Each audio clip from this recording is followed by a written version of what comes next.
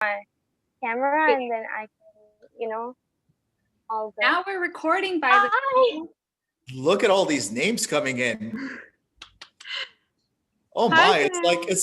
it's 7 o'clock on a Thursday and students are volunteering to come here. This is something very, Hi. very cool. Hi, We're loving Sarah. the You look excitement. lovely. Look at all these lights down there. Yeah. Ooh. Festive Thank mood. you. I'm gonna I start really want- encouraging everyone who's here to turn on their cameras, follow Zinera and Hajar's lead. So we can just start with a little bit of introductions. Hi, Saima. Thank you, Ahmad. We'll probably start off. Yousef, we have a couple of questions you want to ask before the workshop, right? Yeah, so when you're doing the self-introduction, when you're doing the introductions, I'm gonna type down the two questions, like just so you can think about it before we start. So just because like there's so much we could cover when it comes to philosophy, I kind of want to make it like half of the content that I've already created and also like half of the content that comes from you. So I will just like type two questions here that we can kind of use like when we get to the last part of today's session. So the first question is, I'm gonna type it now. Make sure that your chat is open because we will be using the chat as well. Like, does everyone know how to use the chat? All clear about that? Yeah, good. So I'm just gonna type here. Okay. Awesome. So here's my first question. And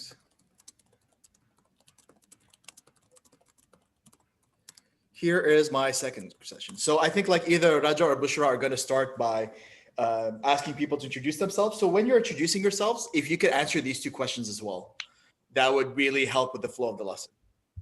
Nothing, well, like nothing is also great because you know what they say, right? Like nothing is perfect. So that means we have like full potential to go anywhere. Also, I'm traumatized by the word nothing because I literally read a book called Being and Nothingness, and the whole book was just about why nothing is something, and then something else happened and I stopped reading. Raja's not kidding. It's 900 pages from a French philosopher talking about why nothing is very important. So Zinera has heard about it. Okay, you already know. So Simon says, I just know philosophy. Go ahead, Zinera. I just heard about Allama Iqbal because just a minute, okay? Yeah. Okay, Yeah, girl. okay. So I've heard about Allama Iqbal that he was our famous, like he was a philosopher because he knew a lot about, himself and all of the other things around him. And I think philosophy is kind of cool, but I don't know much about it. Well, I hope you all don't know much about it because that's what we're here for. So I hope we're gonna get like a lot of questions, a lot of clarifications, things you're not clear about. Like you just whenever raise your hands, let me know, and we'll be able to get this session going. Sir, all I heard about philosophy is in Yeah. simple words. This is what I've heard most of the time. It's love for wisdom, love of wisdom. That's it. Love of And wisdom. That I is don't think exactly I'm the getting meaning. much about it. Yeah, so you're right, Hajar. So philo means love, and Sophie is wisdom. So love of wisdom. That's what philosophy is. Oh, great. Congratulations. There you go. We got it. So Saima raised her hand. Saima Shafiq. Yeah, I just want to tell about the philosophy of Iqbal. He asked me about philosophy, so I know about the philosophy of Khudi. Self? Khudi, the concept of Khudi, self, Yes. right? By Yeah. Allama Iqbal. So the philosophy is beyond the limits of thinking. Mm-hmm. Yeah. Yeah, Miss beyond the Saima- limits of thinking. That's a good way of putting it. Definitely. So I think Miss Saima is a teacher at Pakistan Yeah. Higher Secondary. We've been in touch on WhatsApp, and this is the first time I'm seeing you. Thank you so much for joining us today. Sundus here? Yeah, I'm from Pakistan Islamia Higher Secondary School, Sharjah. I'm the coordinator of that school, right? And it's really a pleasure to see you all here. And I'm thankful for you people to giving us this platform. Thank you for coming. Thank you. Thank you so much. So Yousef, we can do chit chat now, and then it's around 7:10. I can like start the session with some guidelines, and let the volunteers also introduce themselves, and then hand over to the leads. Is that cool?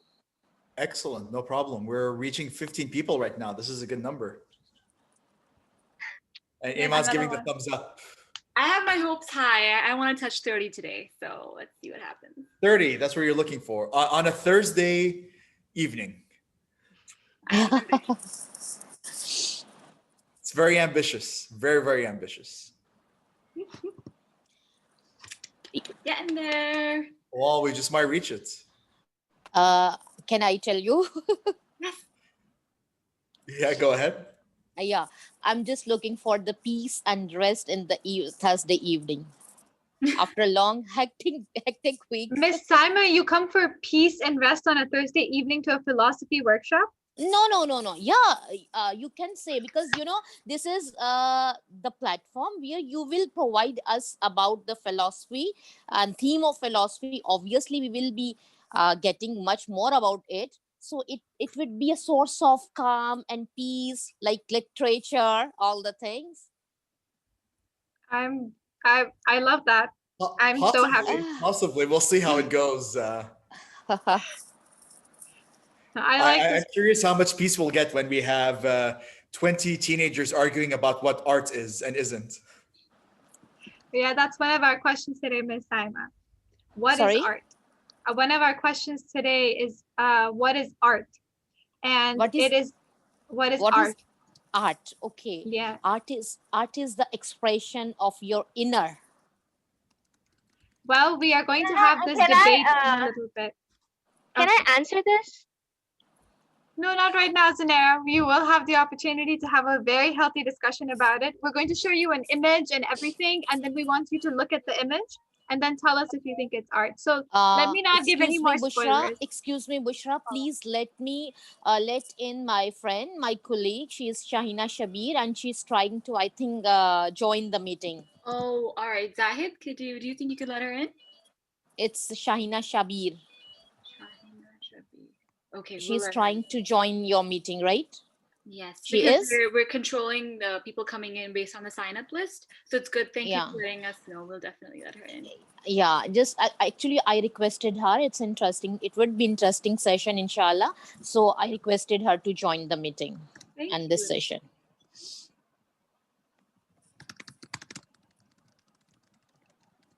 I have not seen her joining, but once she does, I will definitely let her in. Okay. Thank you. Reaching 17 people right now.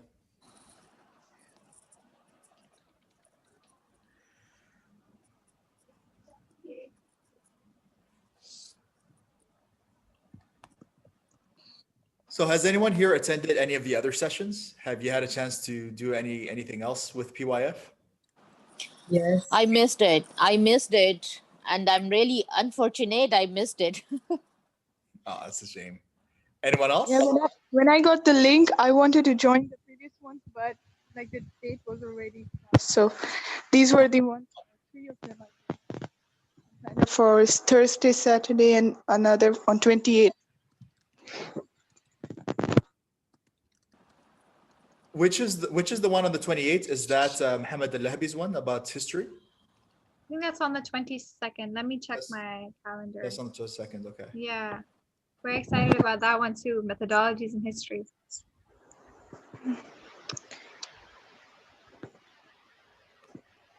Okay, we're touching 7:10. I can get started with the guidelines. What do you guys think? Go ahead. Awesome. Okay. So, hello everyone, and welcome to the 5th session in the PYF Winter Academy series. And today, as you all know, we're going to be talking about philosophy, and it's going to be co-led by Yousef and Rajaa. Now, before I let them introduce themselves, I quickly want to first let the volunteers also introduce themselves. So I am Bushra, and I'm the current head of education at the PYF. And what about our volunteers? Zahid? Hi, everyone. Welcome to the workshop. I'm Zahid, and I am A working professional. I work in cybersecurity field. Thank you.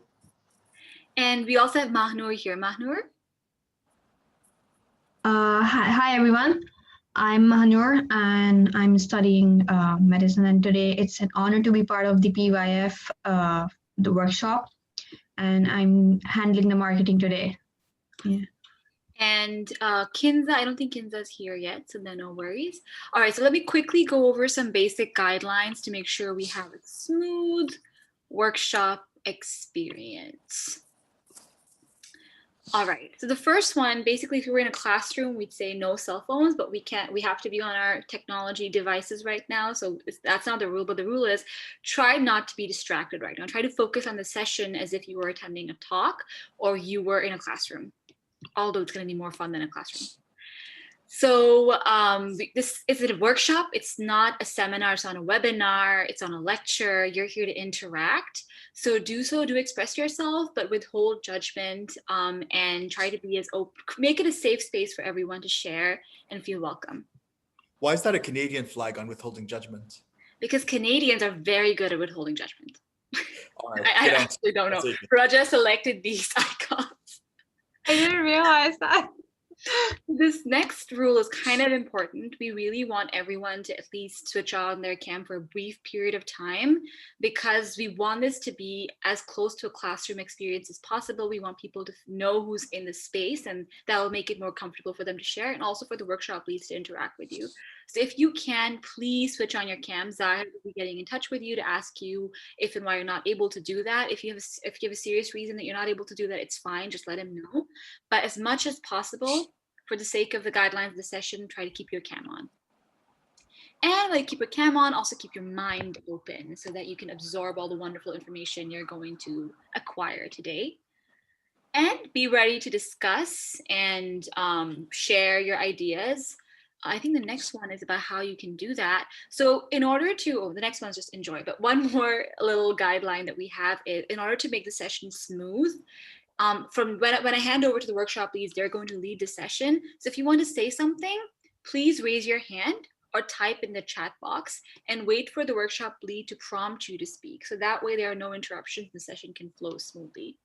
All right, so with that, I'm gonna let the leads introduce themselves and start the session. Are we doing the self-introductions like for every person as well, or? However you want to go about it. If you just want to ask them to introduce themselves in the chat box, they can do that, or they can unmute. You have 28 participants, by the way. So. 28. Okay, you're reaching your 30. You'll probably get there. Hopefully. Awesome. Okay, so hello everyone. My name is Yousef. I'll be one of the coordinators tonight for Intro to Philosophy. I'm really surprised and pleasantly surprised to see so many people here on a Thursday evening, like I've mentioned before. We're going to try and make this session as interactive as possible. We're going to try and make sure that everybody has a chance to speak as well. One of the things that I would like to try right now is just like, as you notice, like you have a second Yousef in here. This is not a spy. This is just my other tablet, so I can look at the chat while also being able to get to the PowerPoints. So just as a quick practice, can I ask everyone to type in the chat box the answer to the following question? Okay. So I'm going to ask you now, what is your favorite food? Can you type the answers in the chat box, please? So what is your favorite food? Bushra says wisdom. You're a bit of a teacher's pet right now, I think, trying to take the love of wisdom. We have biryani, rice biryani. Biryani is winning. French fries, pizza. Okay, pizza is catching up with biryani. So we have biryani, kebab, Hardee's. Hardee's is, of all the fast food places, actually Hardee's is my favorite. So that works. Pizza, burger, pizza. So I'm not sure. I think biryani was like a pretty tough competition, but looks like pizza is winning right now. So excellent. We're getting, oh, okay. I think Khawaja is trying to maybe like tip the balance a little bit by voting twice. That is, of course, illegal. So your votes will be discounted at this moment. I'm very sorry to tell you that. Okay, next question.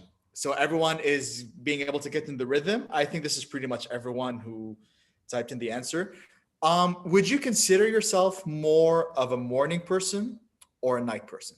Are you a morning bird or a night owl?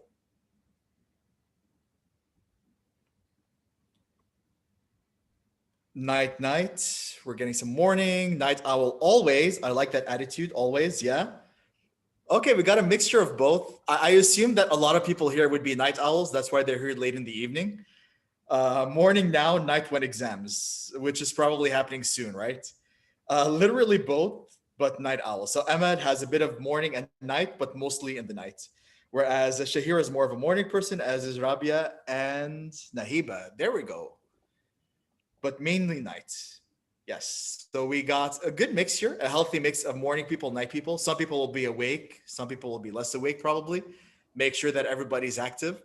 So excellent. And then, as Bushra mentioned, whenever you want to talk about something with philosophy, it's a topic that really is very complex, has a lot of different viewpoints, some terms, some words that you might not be so familiar with. So please, whenever you are confused about something, whenever you're not sure about something, just raise your hands up. I might not see you first.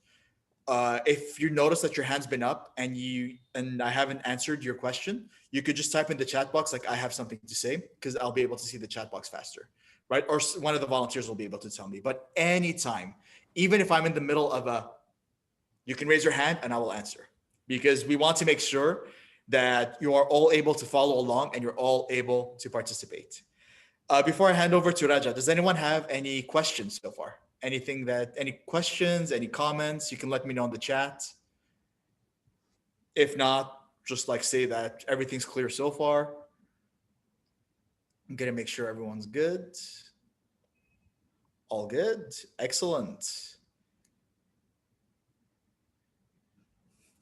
Wow, Zunero's finding the introduction fun. I hope then this level of energy keeps for the whole 3 hours. I'm about to jump from my laptop, so I'm leaving here. Okay, Iman, so we'll see you in your next laptop. So over to Raja. You want to take over now? Hi everyone, I'm Rajaa and I am very excited to be here. So I am a co-lead for this workshop, but I'm going to be really honest. The real MVP here is Yousef, who has a lot of experience with philosophy.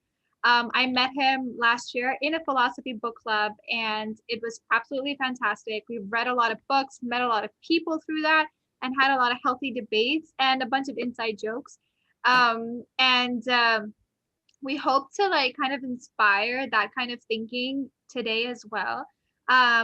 Philosophy covers like moral issues, it covers the science, it covers critical thinking and so many more topics, politics, religion. So it just like seeps into every part of our lives. So I think that this is why this workshop is so important to us because we want to expose you to that.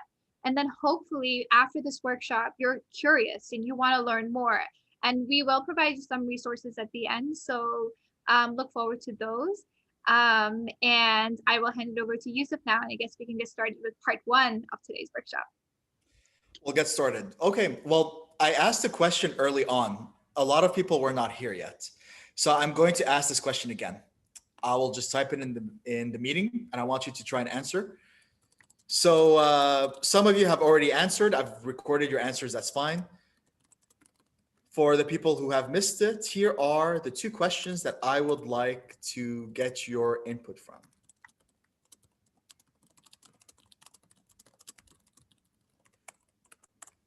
There we go. So what is your experience with philosophy? It's perfectly fine to say nothing. A couple of people have said nothing as well. That's a great starting point. I will actually, I hope by the end of the session, you will learn that actually you do have a lot of experience with philosophy, even if you haven't formally studied it. And as well, what are some of the things you would like to learn? What are some of the things you would like to get out of the session? So I'll just give you all a few minutes to think about this. And I'll be able to record your answers, and then we'll be able to use this for our discussions later on. If you feel that typing is will take too long, you can raise your hand and you can speak on the mic as well.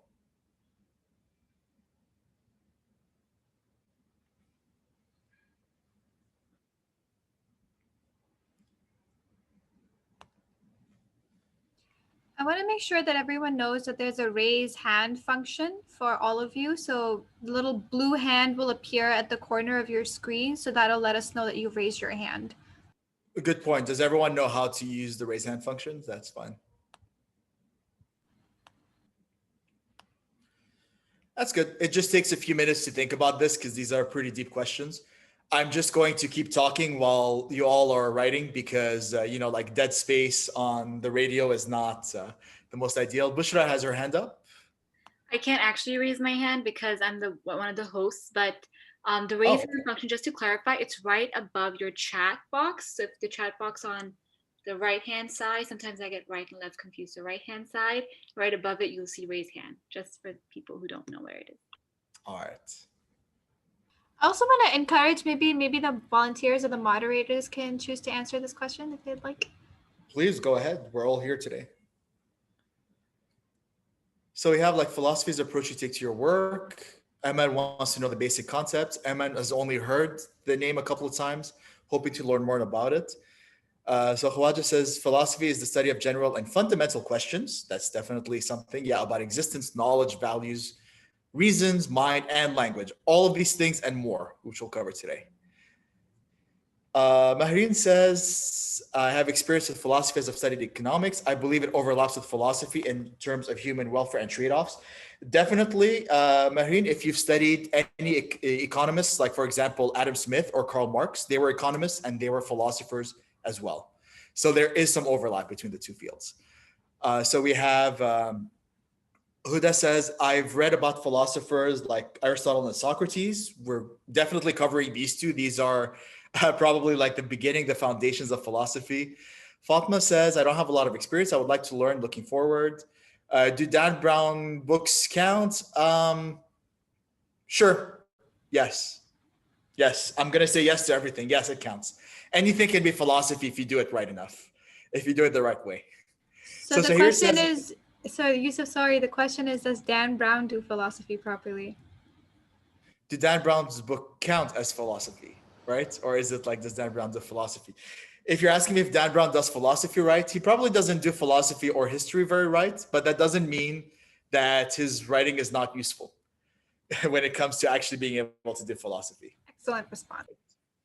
So Shahir says the study of fundamental nature of knowledge, reality, and existence, right? So all of these have different words also, like to scare you off a little bit with like Greek terms. Study of knowledge is epistemology, reality is ontology, and existence is metaphysics. So these are all fields that we could definitely cover when we are doing the session. So I have read Aristotle, but as a social scientist. Simon, that's very interesting to have Aristotle as a social scientist. Definitely, you will see that Aristotle influenced a lot of different fields, right? Like Aristotle is probably the beginning of many, many different fields that we would not even consider as philosophy. Rihab says, I have read a lot of philosophers, something a great chance for me to learn more about. Rihab, can you give me an example of a philosophy book that you've read? I'm curious. Yes. I've read Aristotle, like those certain things about their discoveries and all that. I've read Socrates, and I've read just Greek philosophies and all of that things. Oh, so you've read some of Socrates' dialogues then? Yeah, kind of, because I was pretty interested. My dad kind of makes me read them. Really? That's pretty cool. Yeah. Yeah. Okay, that's awesome. How easy was it to follow along? Sometimes it can get a bit dense, right? It is just like Allama Iqbal and all of that things. It's pretty deep. So to get that thing, it's hard. It takes time, but with when you get experience and when you start reading, you get a hang of it, kind of. You do definitely. Yeah. So with philosophy, the thing is that people can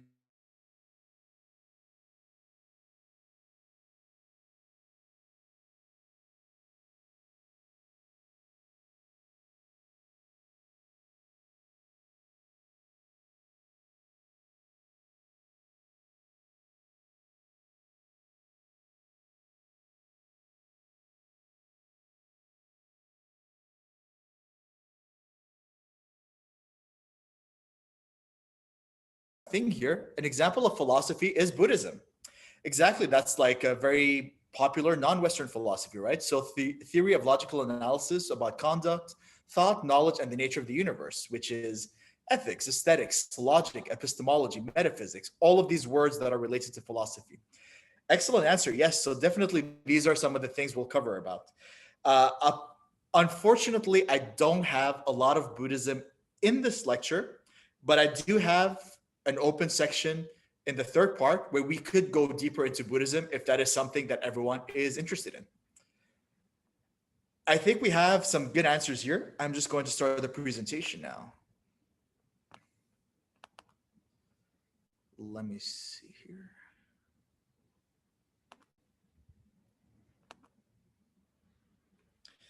All right, let me know in the chat. Is everybody able to see the screen right now? All good? Okay, so anytime there's a problem with the screen, anytime you're not able to see something, just let us know.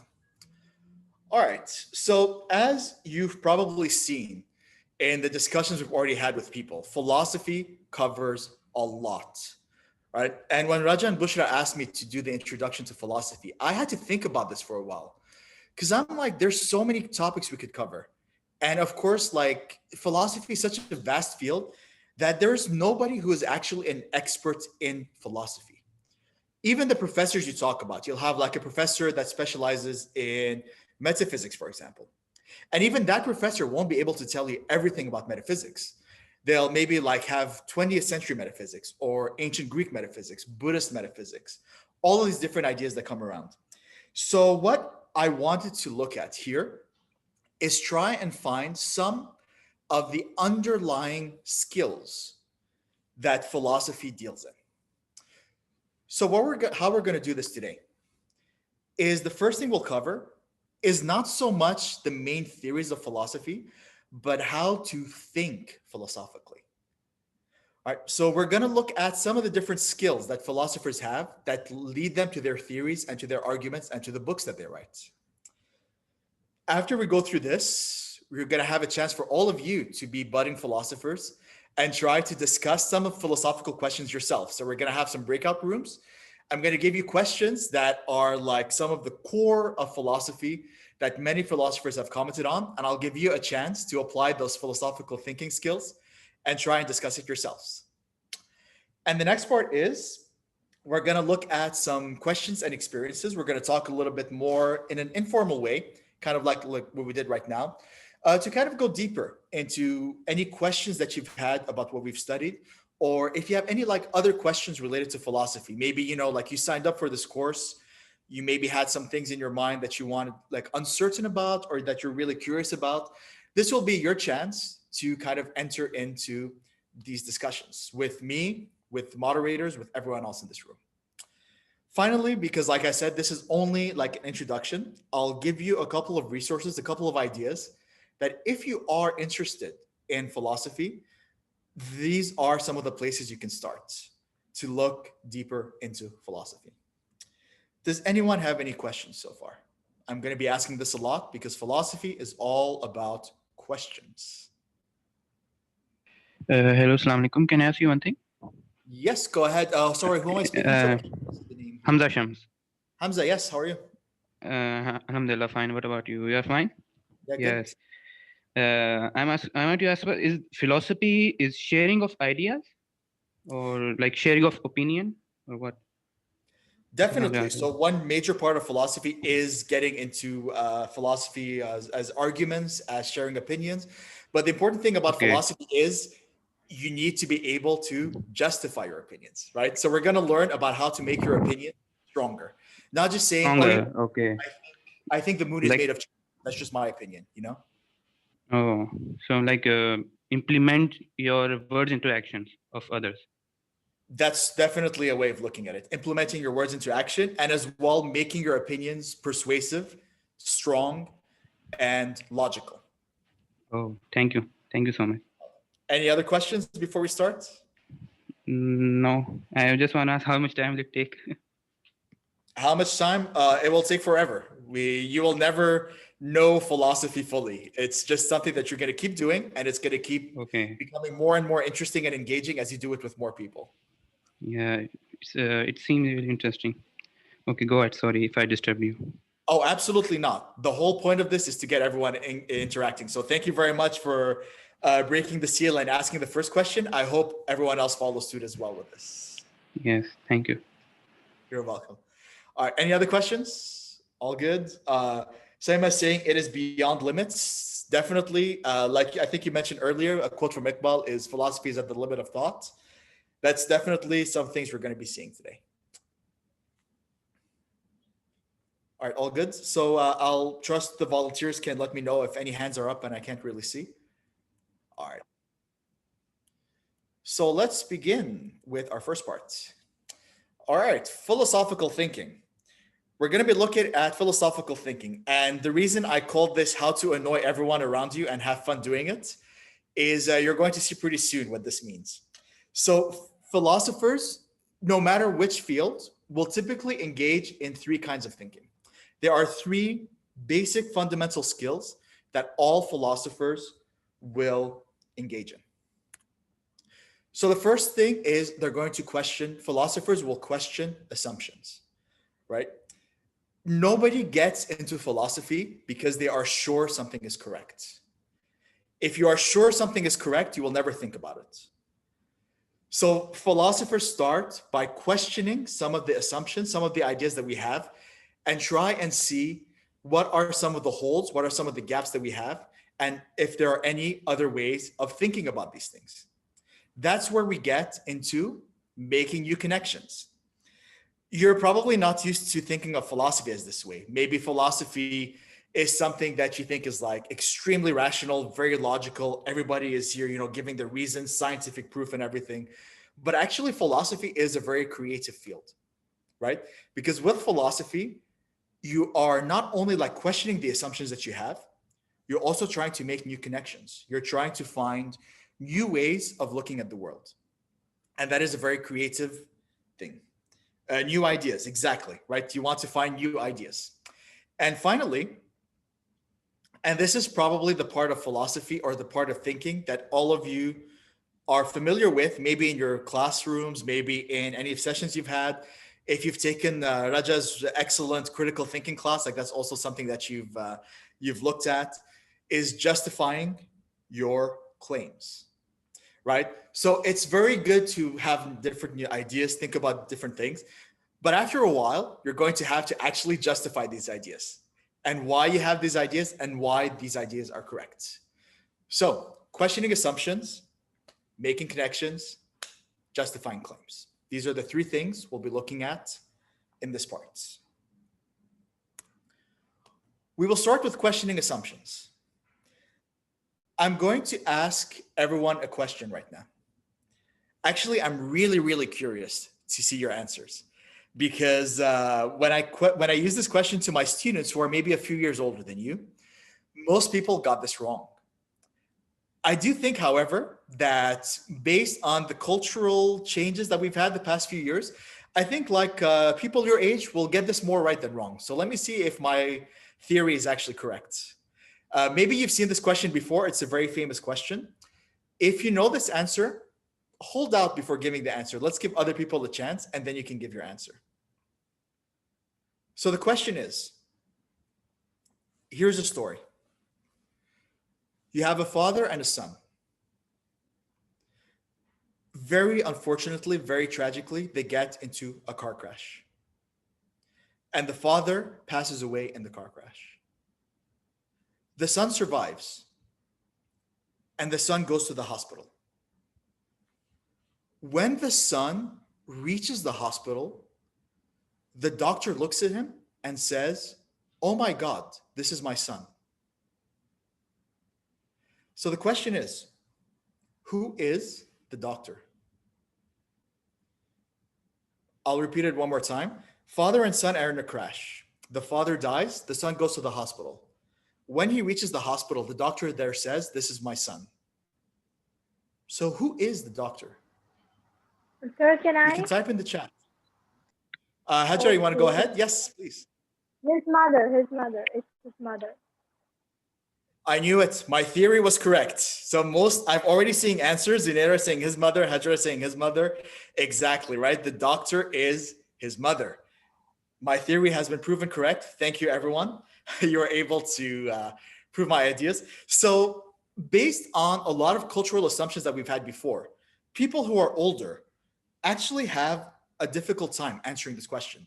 They will say like all these. I've had like a student that say, "Oh, like the father was not really dead. It was his fake father, and the real father was in the hospital. And actually, they make a soap opera. They made like some Mexican telenovela or some big like serial or something about this, right? Whereas the answer is very simple. It is his mother.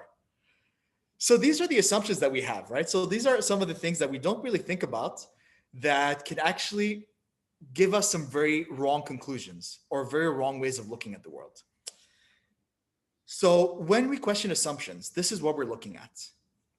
All right. So a couple of you have mentioned reading Socrates. Here he is. Here is a figure of him. And this is a quote, a very, very famous quote from Socrates. I'll give you some chance to think about this. So who can tell me, what does this quote mean to you? You can either use the chat or you can raise your hand to answer. But what do you think? What do you think about when you see this quote? The unexamined life is not worth living. Anyone want to give this a chance? Like, what do you think when you see this?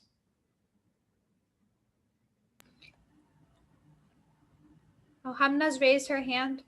Go ahead, Hamna. Yes, I'd like to give this a try. So I think that we as human beings, we question a lot of things, right? That's just the nature of human beings. So what this says is, if nothing is explained, if nothing is looked further deep into, then it's not exciting. Like, what's the fun of?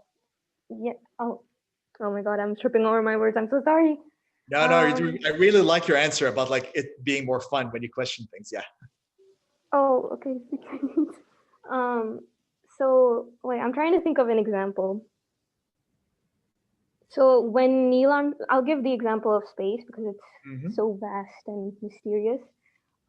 If Neil Armstrong, since he went to the moon, they already established a rocket, right? So I think I think that humans, we as common folk, would tend to question, is it really true? For example, did Neil Armstrong really land on the moon? Did humanity even get that far to cross the ozone layer of the Earth? These types of questions are kind of what makes life fun, I think, in my opinion, because you get to explore some mysteries, some unveiled secrets, I guess. Questioning the basic knowledge of the basic foundation of knowledge. That's my answer. I really like this answer. It makes it more fun, and that's the reason. Like, I'm not a professional philosopher. I do this because it is fun. And when I look at your icon, for example, you have Among Us, right? Like, you have to be able to question who's really speaking the truth. So you're questioning people's assumptions and motives there in order to find who is the actual culprit. So excellent. I have two other people whose hands are up. So I think Zunera had her hand up first. At least that's how it showed up on my screen. So can you go ahead, Zunera? Yeah, sure. Okay, so the code is that the unexamined life is, I guess, what is it? Just let me see. Okay, that the unexamined life is not worth living. In my opinion, I think that if we don't examine our life, if we don't figure out things, if we don't explore our life, then what is the point of living life? Like, we're born to explore, we are born to find out new things, and if we don't do that, because some people they don't do it, they're good in what they are, like they are good in the condition they are, and they don't try like finding new things and trying new things because they might be lazy, naive, or something. But in my opinion, this quote means that if we don't explore our life, then what is the point of living the life? Exactly right. So there are so many possibilities, so many things out there. If you're just satisfied with the first answer, you don't, like, people have written the script for you already. All right, like you're not writing your own script, you're just following other people's scripts. I see Hajra had her hand up, then Hawaja, I think, and then Asma. So we'll go through these three people. Then I see like a lot of people have answered in the chat, and then we'll carry on. So I think Hajra was first. Can you go ahead? In my opinion, the code is simply differentiating between living and existing. That's it. Great distinction. Can you give me the difference between living and existing? Living is all about exploring new things, experiences, adventures, um, yeah, and existing. Every living thing exists, but we humans, we need to live and exist both, I think. Yeah. Right. So it's the difference between living as a human and living as a houseplant. All right, excellent. I think Hawaja was next. Yes, I was studying that. I was studying that, like you asked, that unexplained life is not worth living. This means like if you don't have any aim in your life, like uh, when we are here, we have an aim what we want to become in when we grow up. Like we have an aim. We like explore new things. Like when we are studying, we explore more and more about as we go above in our classes. We explore more and more things. So this means that if you have no aim in your life, means why you are living. There is no aim of your living in life. That's a very good point, Hawaja, especially at your ages, right? Like you're thinking about what to do with the future, university, jobs, all of these different options coming up. So this is probably the ideal time to start examining what life is and how you can live instead of just exist, like Hajra said. Thank you. We'll go Asma and then Saima. And then in the interest of time, we'll just carry on. And then if anyone has other questions, we'll continue. So Asma first. Yeah, I personally think about this quote. It's like what he meant is that living a life with like continuous rules, not experiencing anything, not discovering new things, or doing your own research is actually not worth living, because we human beings are actually very fully capable of coming and transferring into our full abilities. So they say that our life is meant to be a lot more than just following simple routines and not doing anything else out of our comfort zone. And like we should try and research. Like there's so much around us that we still don't know. There's so many theories, so much stuff we need to actually discover and do research about. And like getting to know more everything around us, where we live, our environment and the universe, it's actually really great and meaningful. And yeah, that we should do more research, get find new things, have a purpose and a goal ahead of us. And yes, exactly, because we have a life and we need to be the best version of ourselves and do the best we can, and like fulfill every aspect of our life and be the best resource we can on earth. Thank you. Asma, your answer is very existentialist. I don't know if you've heard of those philosophers, but they would probably agree with a lot of what you said, that life is about exploring your possibilities and finding your potential. Excellent. Thank you, Asma. We have Saima and Hamza then. Yes, the most important thing in the life is to set your goals. And when once you set your goals, in finding and exploring those goals, you have to make such a hard work. And during this hard work, you have to find out, you have to face many problems, many hardships, many pains. So to overcome and to find and to know yourself during this time, where you start your goal, and when you have to set, and when you have to reach your goal. During this time, the things, experience, that is the most important thing. The experience to explore the things, all these things matter. This is the worth living. So, like a lot of people are saying in the chat room, I see like about like living, not just living under the rules, about finding new things. So, when Simon says reaching your goals, you will reach obstacles, right? When you reach obstacles, it means things are not going as you expected. And when things are not going the way you expect them, that's when you have to start thinking, am I really doing the right thing? Am I going the right way? Is there something else I should be doing? Should I continue? All of these things. Exactly. And then we'll have Hamza, last person. Hello, Hamza. Hello, sir. I want to ask you. I want to answer this quote in like I want to relate this quote in another one. Like usually people say that don't judge a book with its cover. Mm-hmm. So like if we just start judging people and just stop doing things if we think it's hard and like we cannot do it, but before like we made some opinions that we cannot do it, but we have to open it. We have to see that what it's inside it. So like the purpose of this code, I think it relates to that one also. That's definitely a connection there, right? So you don't judge a book Yes. by its cover. You just see something, you have to see what is actually underneath it. Yes. We all have, like Ahmed has some really good responses here as well. We should like develop and live like not just like following people's common understanding. Rihab and Ayman, everyone is giving really good quotes. You know what? To be honest, before we started, I was kind of worried. I'm thinking, what if people don't participate? Thank you for putting my worries to rest because everyone is giving wonderful answers here. And I think we can go without any worries from now on. So, Socrates. Socrates is probably one of the most famous philosophers in history.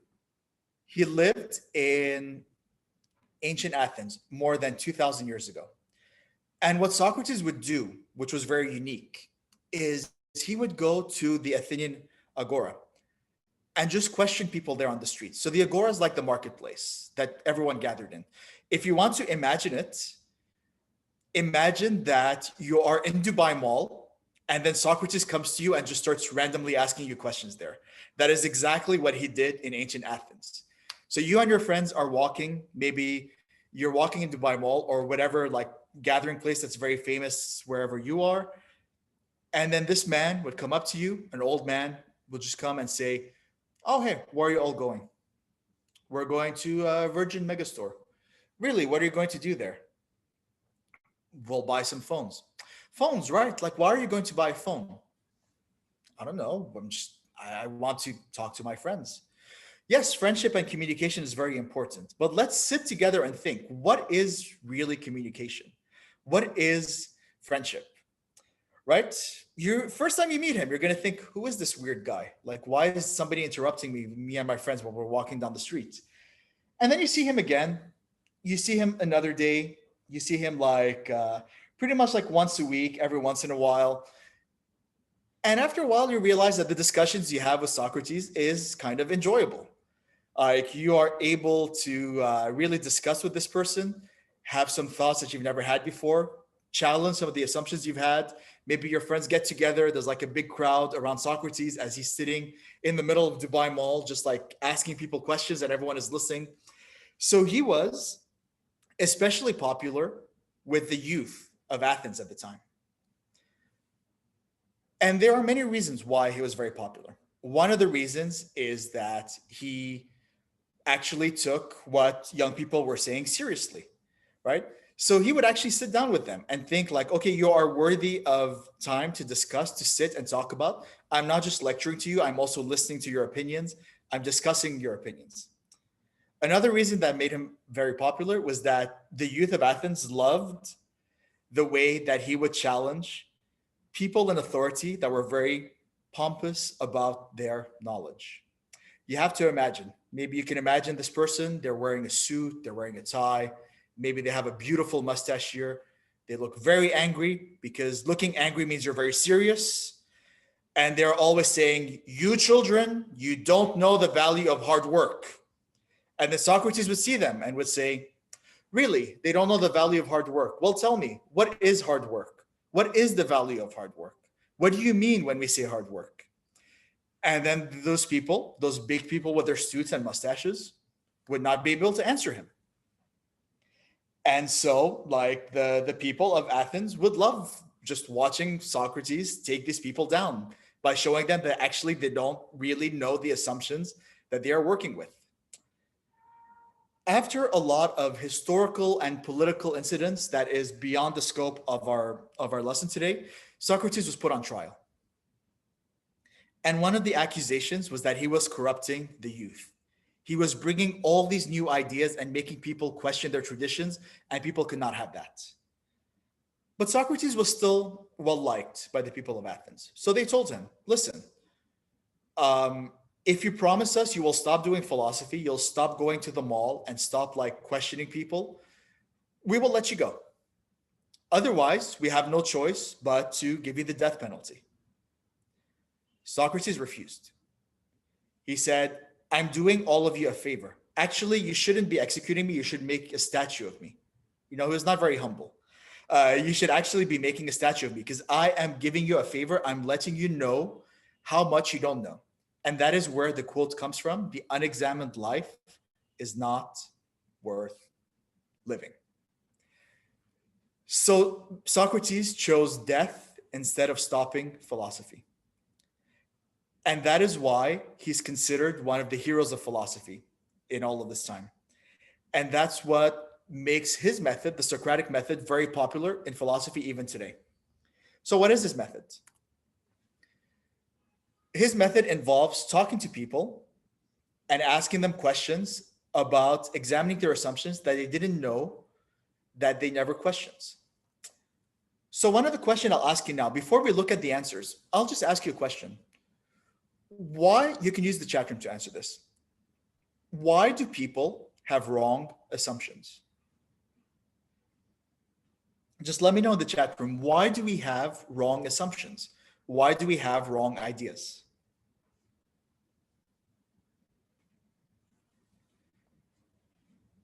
So maybe for a long time, people thought, for example, that the earth was flat, right? So where does these ideas come from? Ahmed says it's what they've been taught and grown up with. So this is just what you're taught. You never really think about because they don't properly think about it, because they've passed down by our ancestors. They don't know what they don't know. Very good answer, Zahid. Like they just never really thought about these things. They believe in stereotypes, like we saw with the doctor example. They never put others in shoes before assuming thinking. So you never really think about other perspectives. I really like that answer, Maha. It's the brain that thinks stuff all the time. They're just following authority. There's asymmetric information because of lack of knowledge.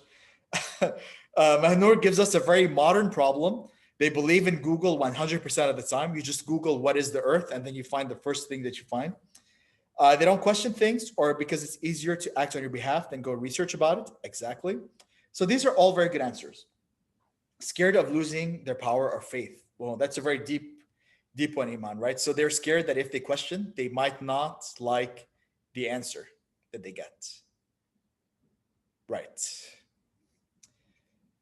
So thank you everyone for your answers. Very excellent answers. We're going to look at 3 very common ways people have wrong assumptions. So like a lot of you have mentioned in the chat, the first thing is we have hidden biases.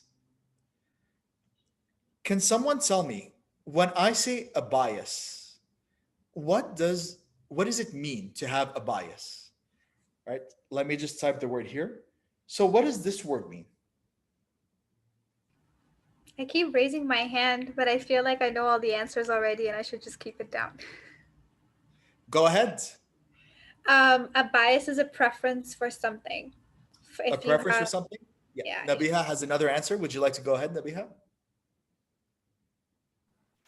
I think it would be favorism or something like you're choosing something over the others just because you like it. You have preferences, right? You have favoritism. So let's say, for example, 2 people make arguments. You like this person better. So you have a bias towards believing them, even though their answer might be wrong. Right? So a bias mostly comes from habit, right? You don't really think about it deeply enough. And there's also like discrimination, like Saima says, like Mahrin says, right? Demands the truth that can't handle the answer. It develops because of stereotypes and prejudice. These are all, of course, very, very common things we have because we don't really think about it deeply. We just think that something is this way and not really think about it. So for example, the example of the doctor, right? For the longest time, because of tradition, because of authority, because of power, the idea that a woman could be a doctor just didn't come to people's mind, right? So they had a bias to thinking, if it's a doctor, it has to be a man. And by examining biases like these, we get philosophies like feminism, where they think actually like, why is this connection correct? This is a wrong connection. We can have other connections that are possible, right? So biases is probably one of the most common ways people have wrong assumptions. Right? So Hamza, for example, says you ignore all flaws and dilute yourself into putting the thing you're biased about on a pedestal. That is a great answer. When you think something is correct, you put it here and everything else is here, right? You're not even thinking about this. You're just thinking, this is where my answer is. An even deeper point is here. When people say something, some of the words or some of the meanings are ambiguous, right? When we say something's ambiguous, it means the meaning, it can have many different meanings. There's not just one meaning to this thing. So here's an example. Here's a sentence. I'm your oldest fan. Okay? I'm your oldest fan. Most of us have an idea of what this means. But when I look at this sentence, I find at least two different meanings here. Can anyone tell me what are the two meanings possible in this sentence? I am your oldest fan. Does anyone want to try it? There may be more meanings, but I can find at least two. Hamza's hand is up. Yes, go ahead.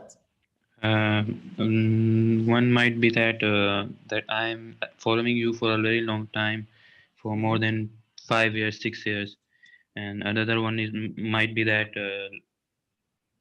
I am the oldest fan, like I'm really elder, so like you know, above 60 age, who is following you. I like that you said 68 is elder. I was thinking more 95, 98, but sure. Yes. Yeah, So that's also true. go ahead. So we have Nabiha and Zunera. Your hands are up. Do you agree with Hamza with what he said? Do you have any other I totally do. Like, I got two meanings from it. One is that like you're elder in age, and the other one means that like you're a fan of them from a very long time. So like it have two meanings, and I totally do it. Exactly right. But if you don't really think about it, you will never reach this conclusion. So Hamna has their hand up. Do you have anything else you would like to put on this? Any other Yeah, information you'd like to give us? it's kind of implying that the oldest fan is privileged in a way to whatever thing he's a fan of or he or she is a fan of. So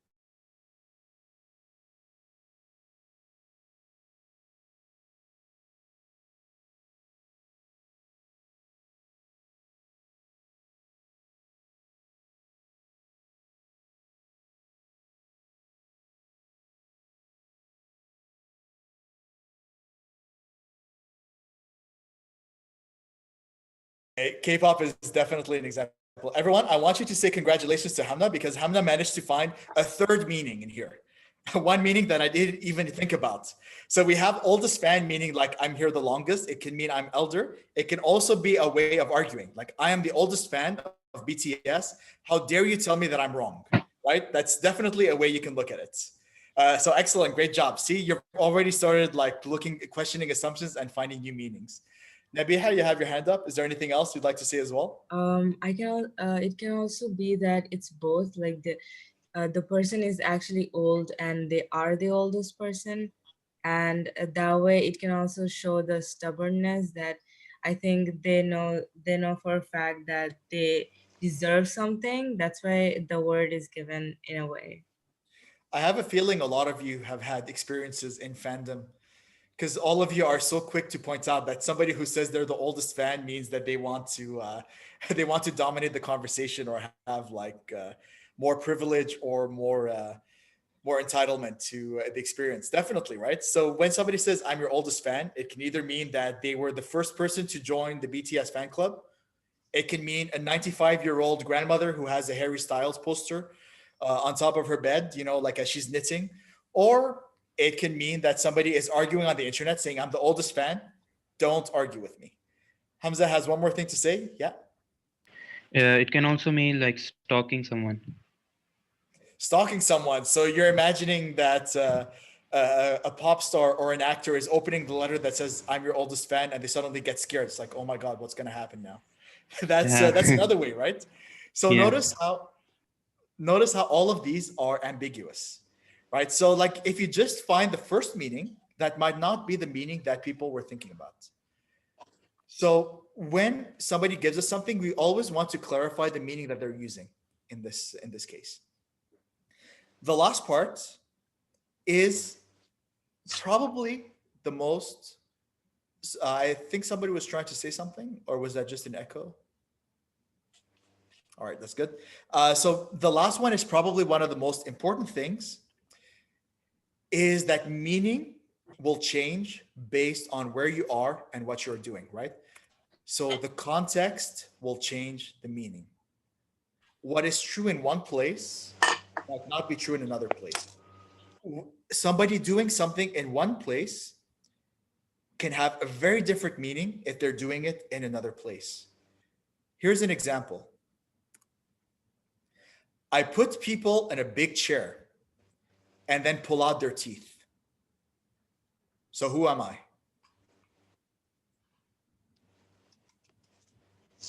Yes, Hajra? I'm a dentist, of course. A dentist, of course. Everyone says, of course, right? Because when I say this, you're imagining a doctor's office. There's soft music playing in the background. There's a nurse over there, like helping the dentist as well. What if I said it this way? I put people in a chair and then I pull out their teeth. And my chair is in a basement. Oh my God, this is a serial killer. So context changes everything. What you're doing, how you're doing it, where you're doing it is very, very important in the meaning. So people who have their hands up, do you have anything else you'd like to add, Zinera? Actually, I was gonna add that, like, it can be a psychopath, it can be a serial killer. It doesn't always have to be a dentist. It can be Doesn't always, anyone, and who have a psychological problem. right? So it all depends on the context. Do you agree, Nabiha?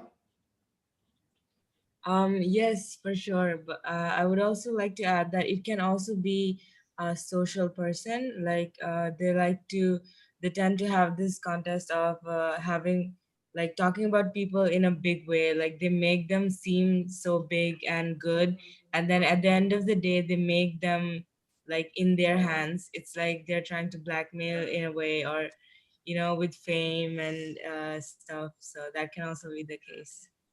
I was shocked when he first started that sentence. I'm thinking, do you think social people are pulling people's teeth out? But that's a good way. That's another meaning of pulling teeth, right? Like you are kind of pressuring them. You're kind of like pulling Yes. those different things. Iman says that dentists are pretty scary. So hearing these words in both contexts is scary. That's right. Nobody really likes being in a dentist, I think. So Hajar and Nabiha, are your hands up? Do you have like another question, or is it just hands up from the last question?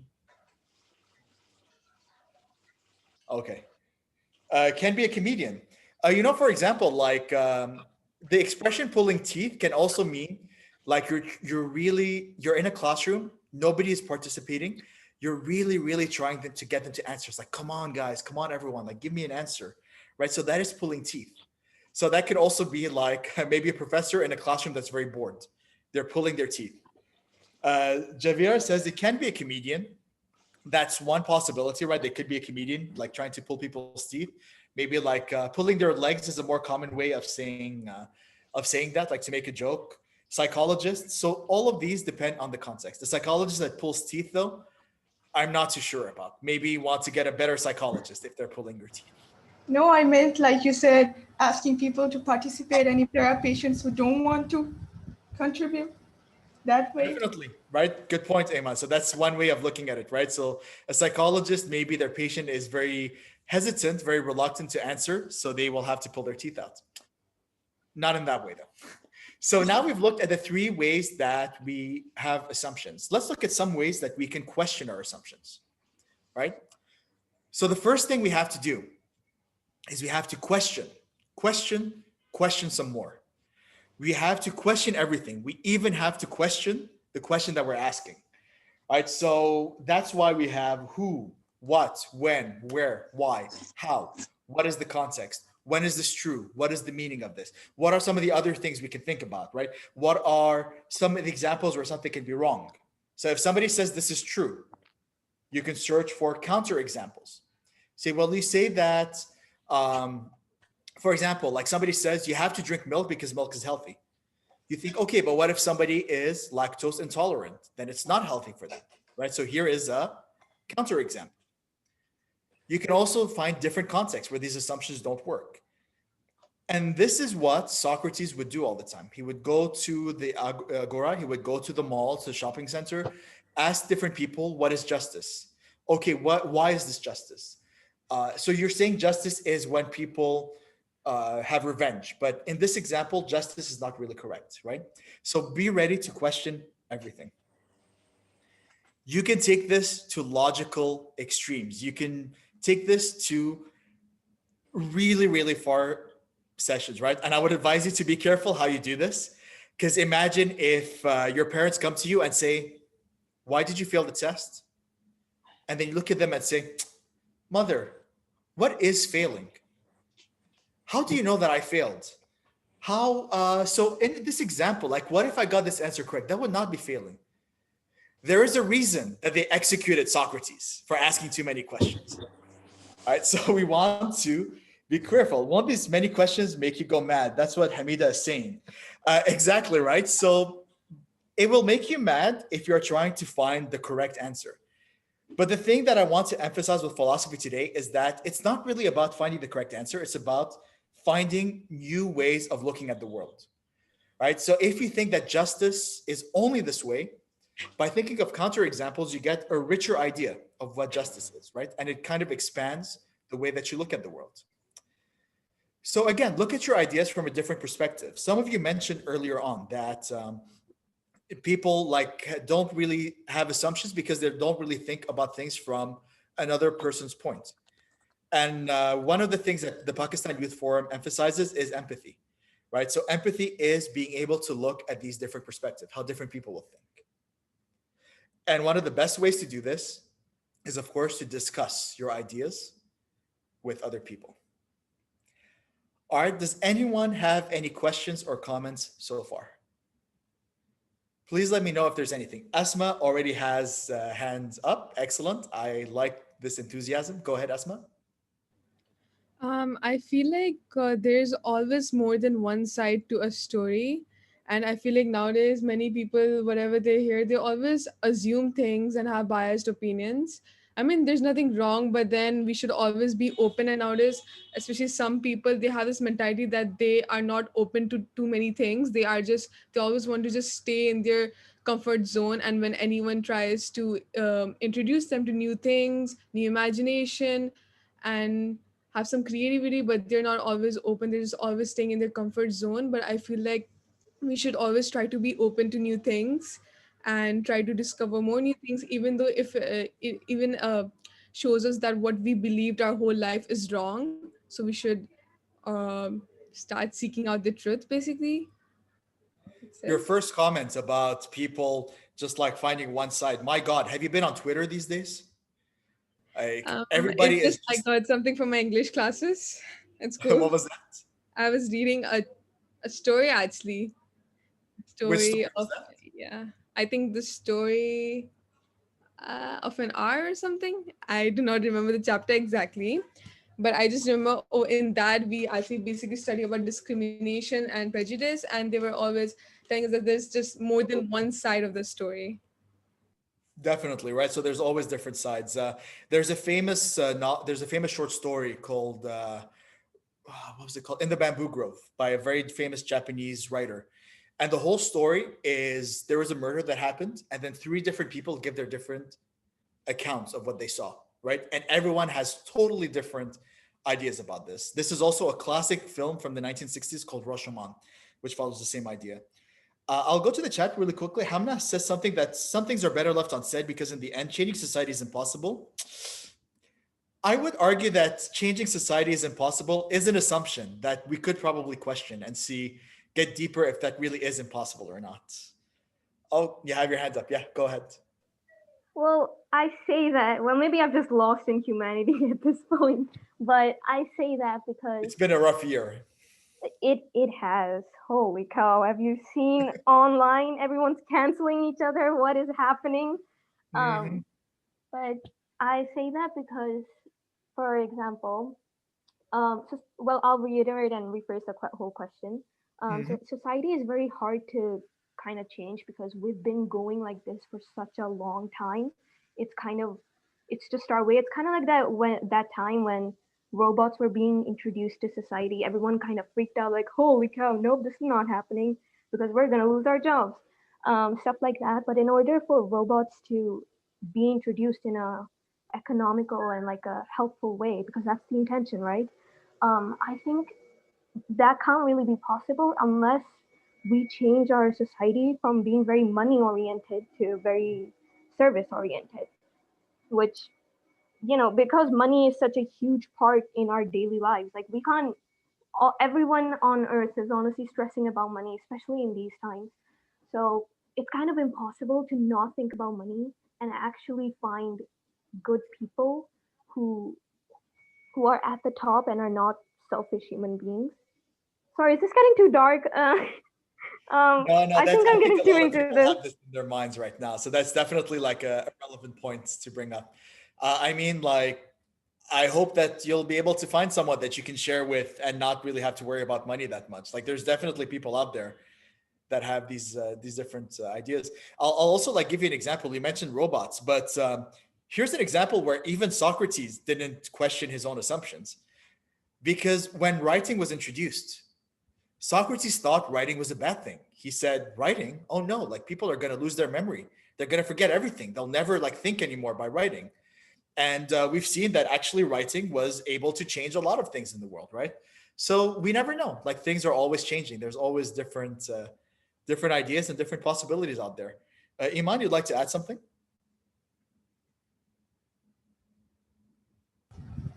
I just like to add that how she said that it's not possible to change society, but society is made up of people like us. So even though it's pretty hard, I think bringing little changes and working on ourselves and starting with like inclusion starts with I, we can all bring little changes in ourselves and that can make a big difference. That's a good point, right? So again, that's why we're questioning assumptions and looking at things. Zinera, I'll get with you in 1 minute. I'll just some people ask questions in the chat. I'll answer them, then I'll get to you. So I've heard someone says that so I think Hamida and Zinera have very similar ideas. Or that you've said here is that sharing thoughts makes people uncomfortable, and it totally depends on the person. Opening up is difficult. That is very true. Again, like, it's all about like being able to find someone that you're able to have comfortable conversations with, and also that you can make it safe for them to express their opinions, right? So you want it to be safe for you to express your opinion. At the same time, you want it to be safe for them to express their own opinion.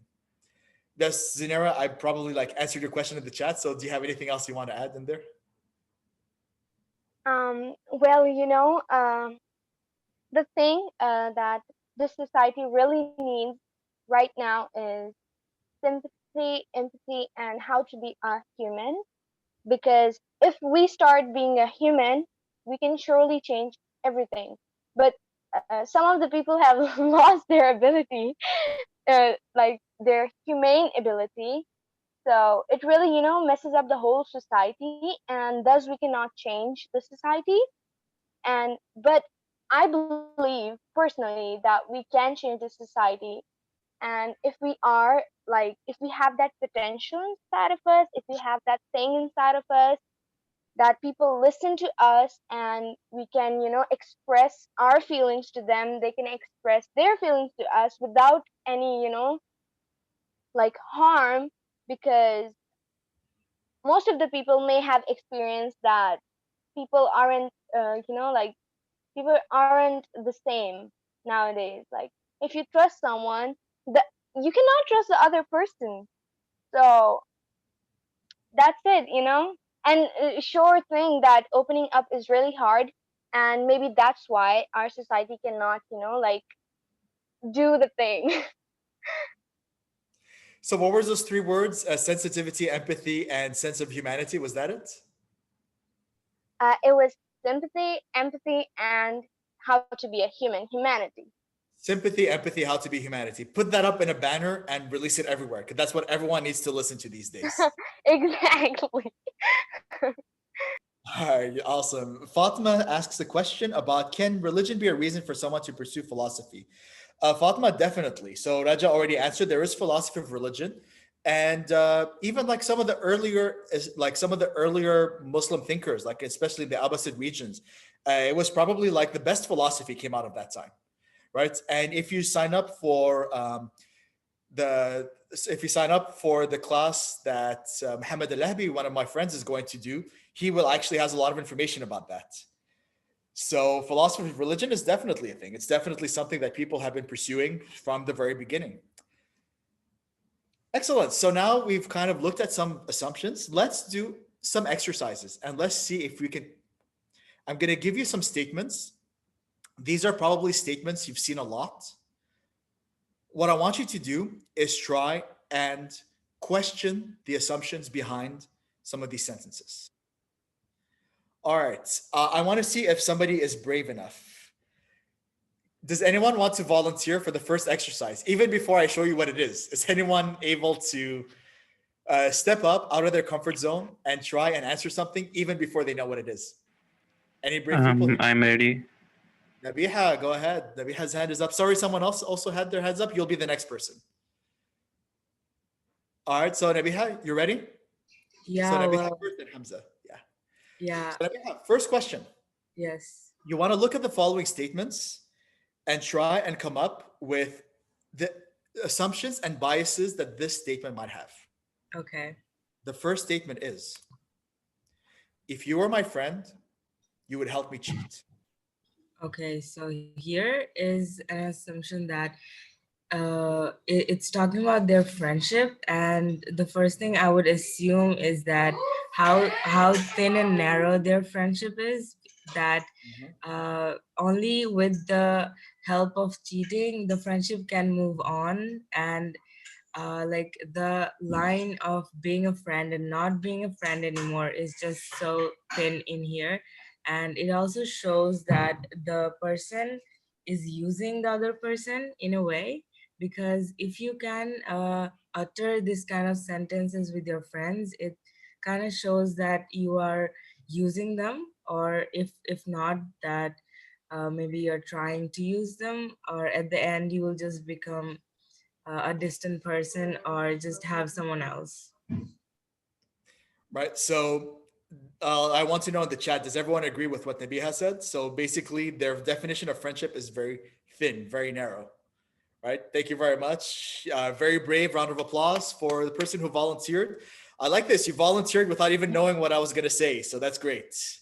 And a lot of people in the chat are agreeing with you, right? So if somebody says, if you were my friend, you'd help me cheat, you can take out the dictionary and say, here's the definition of friendship. Does it say friendship means helping people cheat? So yes, definitely. Like this is a very narrow definition of friendship. Hamza, are you ready for the second one? Yes, sir. Go ahead. All right. So this one might be this one is a little bit more thought provoking. You'd have to think about the statement before you can give me the answer. So here is the next statement. Pakistan is bigger than Canada. Mm, so, like, I'm thinking right now in many different ways. Pakistan is bigger in population than Canada. You stumped me. I thought people would have to think about this for a while. You found this immediately. Yes, right? So if people think bigger, they think maybe geography. Yeah, geography also, and in socializing, Pakistani people are more funny than Canadians. That's It might What do be you like think that of that, sometimes. Yousef? Bias right there. Yousef, So, remember, you are in a large population of Pakistani people. How do you feel, Canadian? I see. So yeah, definitely, exactly, right? So when people think bigger, right, they might think geographically, but it can mean population, it can mean economics, it can mean GDP, it can mean a lot of different things, right? So who's gonna try? Hamna, you wanna? Oh, we have like two different people. I Well, think I Hamna, you have have. to. I was gonna like elaborate on this point a bit more. It Oh also yeah, go ahead. depends. It also depends on if you're a Canadian or a Pakistani. You know, they both have very different opinions because this class is majority. I'm assuming it's majority by Pakistani people. Of course, Pakistan is gonna be in favor here. But if it was Canada, then this statement would be taken negatively and like mockery kind of, if that makes sense. So you think like if people were Canadian, they would look at this and they would think, "Oh, this is false. This is sarcastic," right? Well, it kind of, if they have a lot of pride, like us Pakistanis, I'm pretty proud to be a Pakistani, not gonna lie. But same can be said for like some Canadian people. They can also be very proud to be Canadians and therefore a little biased, and that could cause an argument between a Pakistani and a Canadian. Definitely, that's possible. And if you're a Pakistani Canadian, then you argue with yourself. Yeah, internal arguing. Exactly. It also depends on which country you're. Oh, okay. I'll stop here. I'm so sorry. You can move on. I forgot what I was saying. It's okay. You can move on. So I think Hamza and Iman. Hamza, you have your hand up? Or was that just no? It was before. It was before. Okay. Sorry. Go ahead, Iman. Do you have something to say? No, I raised it for the next one. For the next one, we have, okay, so Zinera wants to try as well. Zinera, I'm going to put you on my list of volunteers for the next exercise that we do, because this will be the last question. All right, so the last one. You ready, Iman? Yes. You should always clap 3 times before eating because that is tradition.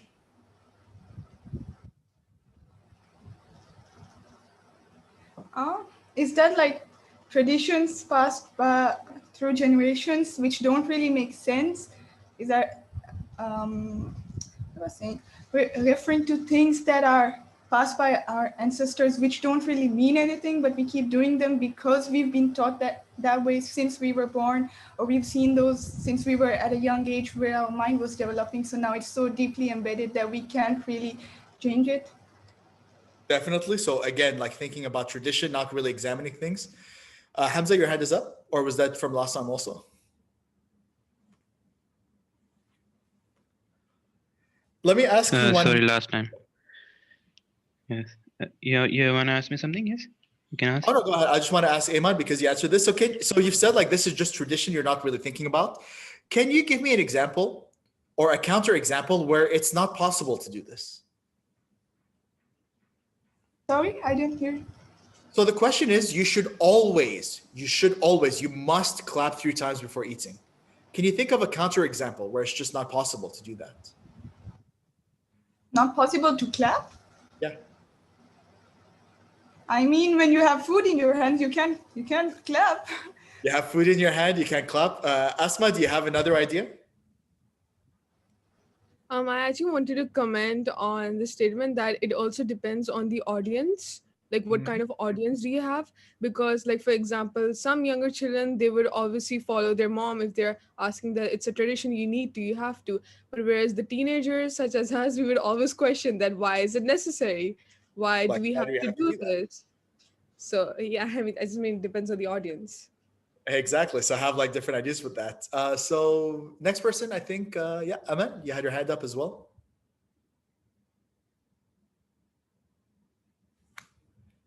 Yeah, anything else to comment on this?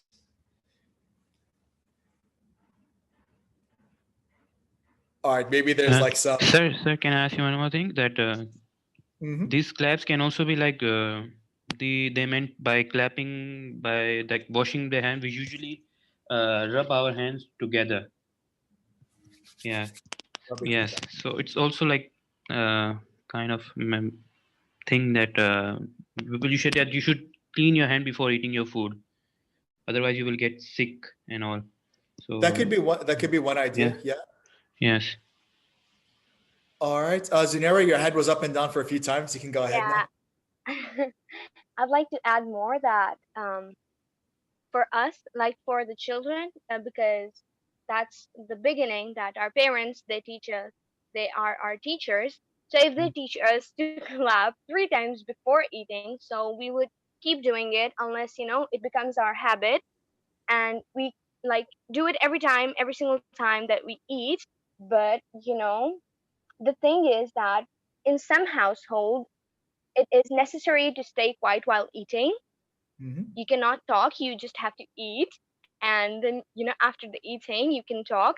So it must be hard for them. It really depends on the audience. It really depends on where you are, and, like, in which area you are, and what type of people you have around you. Like, if you're in a group of friends, you clap 100,000 times, nobody's gonna do anything to you. But if you're sitting with your grandparents and then you clap 3 times before eating, they would be shocked. Or if they have taught you, they would be proud of you.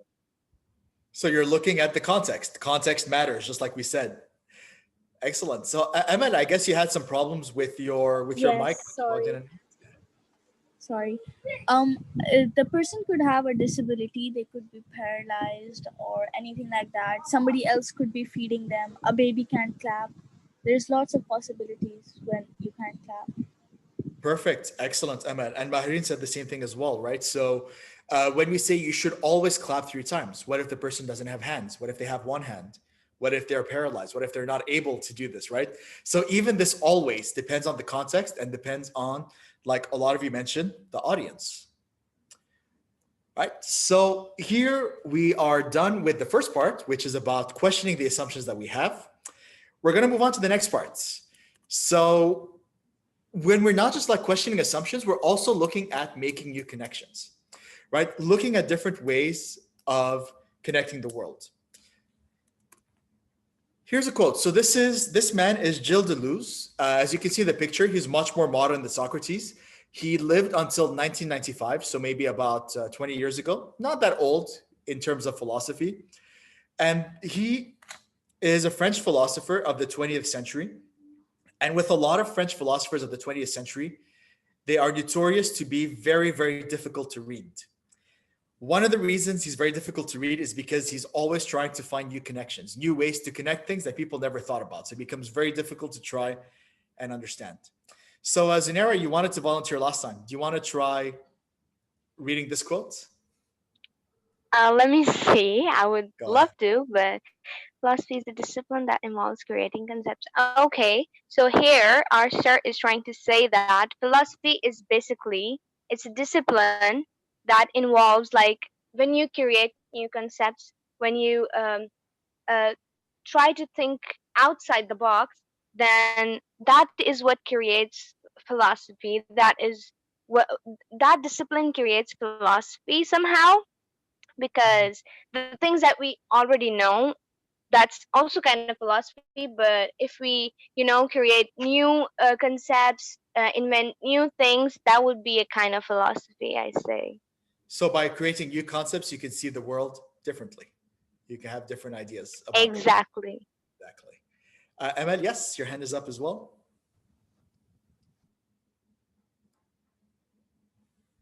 Or is there still problems with the mic?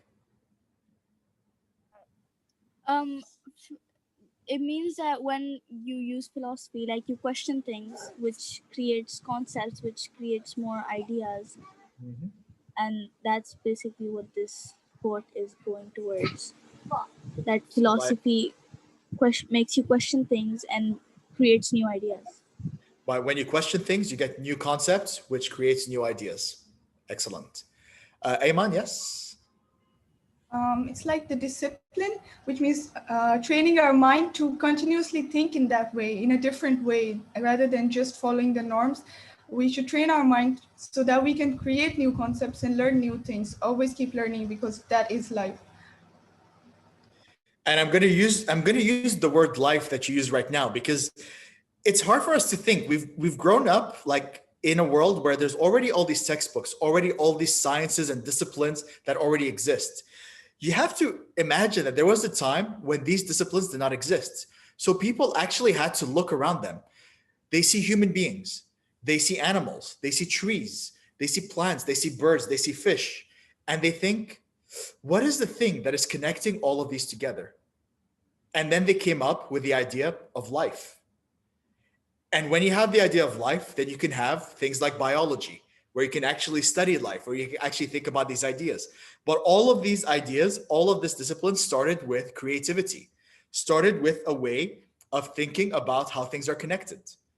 Right, so this is what we're going to be looking at in this section. We're going to be looking at how to make new connection, which is a very creative way of doing things. So first thing we're going to look at is we're going to identify different ways, different uses for a thing. If you've ever taken a workshop on creativity, one of the things they make you do is they're going to give you a simple object and they're going to say, what are different things you can do with this? All right. Another way is not just like one thing, but when you have like many different things, how can you connect these together? Right. So like we said, plants, birds, trees, animals, humans. What connects these? Life. Life connects these. And the last thing is making analogies. When I say analogy, does everyone know what that means? Is everyone familiar with the idea of making an analogy? Yes, Nabiha?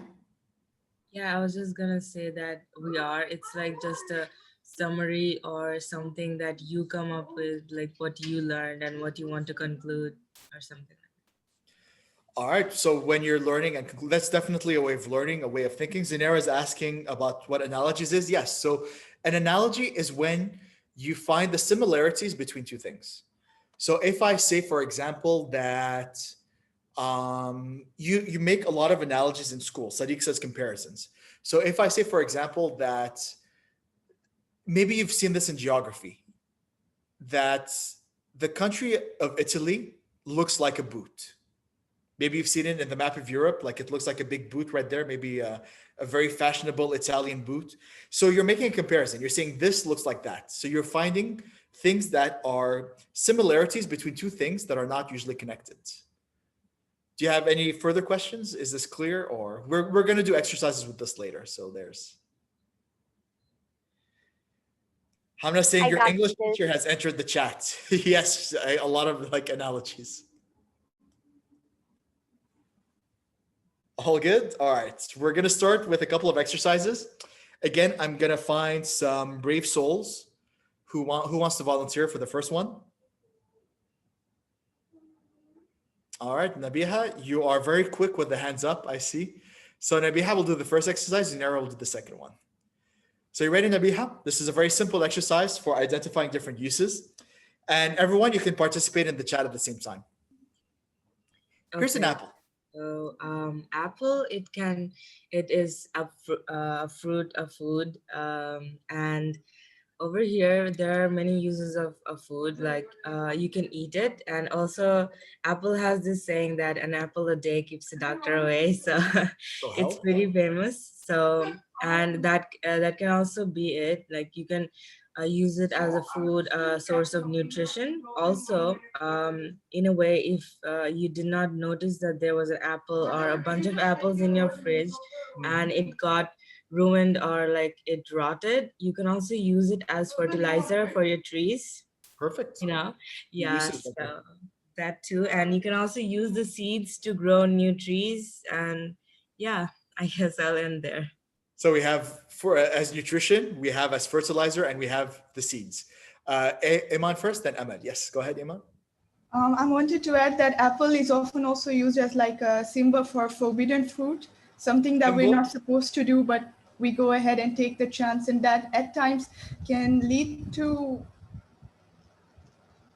bad endings, but we have to find out for ourselves, I think. So an apple can be a symbol to remind you of things. I think the English teacher has definitely entered the chat here. Yes. We have Amal, then Asma. Amal? You use an apple for eating. You can hit someone with an apple. You can hit someone, yes. And you can always use it for like color. Like the color is very rich of an apple. It's bright red. And you have different colored apples too. You have green apples too. So they can always be used for color inspiration or something like that. So like as an art project, right? Yeah. Yeah, definitely. Exactly. And next person, I think, Asma. Yeah, first when I just saw the image of apple, just the first thing came to my mind was Isaac Newton. How he was sitting under a tree and an apple fell over his head, and how that led to the discovery of the law of gravity. And this just shows, this is actually even contrasted with your previous statements that how we should, like, if any other person would be in his position, we would just be like, okay, the apple just fell over my head, okay, I just need to not sit under this tree ever again. But Mhm. he did the exact opposite thing, and he just started thinking, and which led to him discovering new things and increase in knowledge, and which also led to creativity. Yeah. So we have here apple as food for thought. They're able to, like, it prompts Yes. people to think more. And Mariam, I think this is your first time raising your hand. Welcome. Do you have anything you want to contribute here? Yeah, I'm sorry. I'm actually feeling a little bit shy today, so that's why I'm not able to talk much.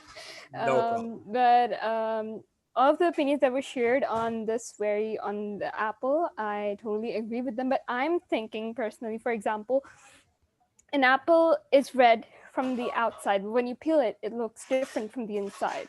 Mhm.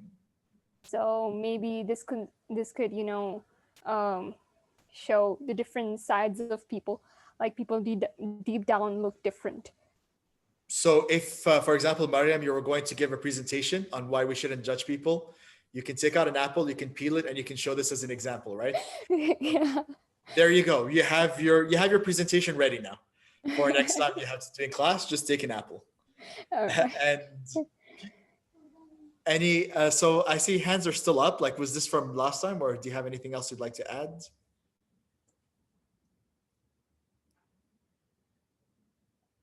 Hamna is always the imposter because Hamna was the first person to think that an apple can be a weapon. An apple can definitely be a weapon, right? You can also cut it, put some paint, and make it like as an art project. An art project, a symbol, all of these different things, right? So I would say to make new connections, you would probably want to think about at least 6 different uses of something, right? 6 is usually a pretty good number about like different ways you can actually look at things. And so I think, oh, I forgot, like, who was the person who was going to do the next exercise? I think it was Zinera, right? Yeah, it was me. Yes, go ahead. Okay, you're ready for the next exercise. So I'm going to minimize the screen here for a bit. I'm going to go to the website. What we're doing here. Oh, I did not anticipate this. This is blocking. Okay.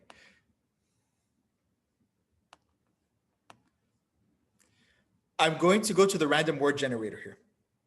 I'm going to click generate. There's going to be 2 words. Actually, are you up for the challenge? Are you up for 3 words?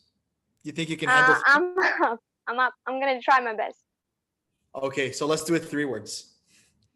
All right. So we're going to be 3 words: solve, fire, and spectrum. Can you think of Solve, something fire, and spectrum. to solve? Like I have to make a sentence out of it, right? You can either make a sentence or you can find the thing in common between all of these 3 different things. Okay. I'll give you a couple of seconds, up to a minute, to think about What this. is it? Fire, spectrum, and the other thing is? Can you see the chat? Like, can you see the website? Is it not up? I cannot. You're not sharing I your don't screen, know. Yousef. Oh, the share screen stopped. Okay, sorry. Let me just open this again. Okay, can you see it now? Yeah, I can. So There it's we go. solve, fire, and spectrum. So Solve. the first thing that comes to my mind is Mm-hmm. physics, obviously. Then it comes nature because you have to solve problems in nature. Life because light is light causes spectrum, and there's the 4 elements of life. Fire is also there, so there are like 3 things: physics, life, and what else did I said? And So we have nature. physics, we have Yeah, life, we have nature. and So it can be. Let me think. excellent. So you've already found 3 different categories that can connect these things together. Something that I forgot to mention earlier is, remember when we're talking about making context and making categories? So this is actually very helpful. We're in the end of November, actually. A lot of you probably have exams coming up soon. And what cognitive psychologists of learning say is that one of the best ways to remember things is to make different connections with them and to find the context.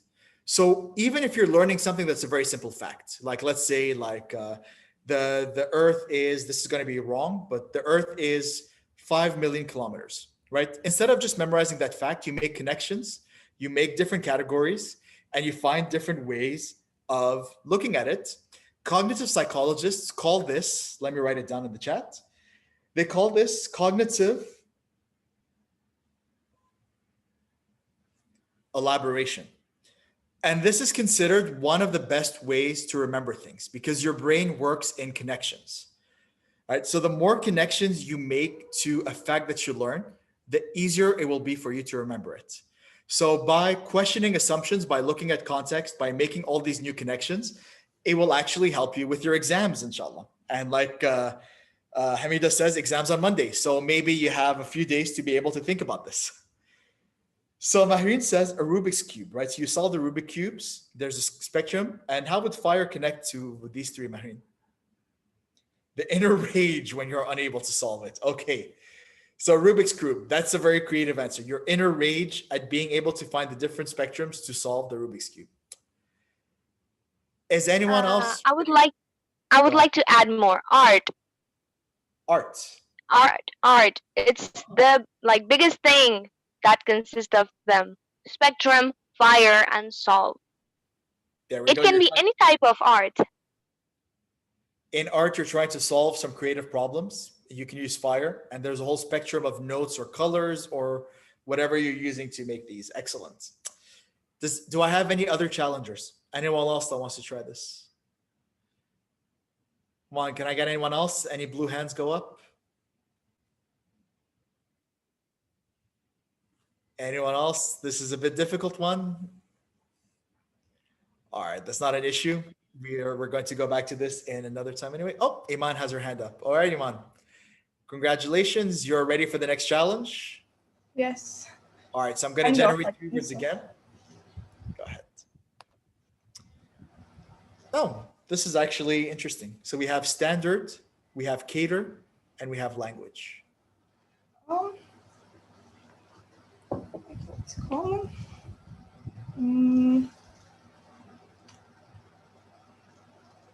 Take your time. What is? Like. Are you clear about the meanings of the three words? I'm trying to think, but what?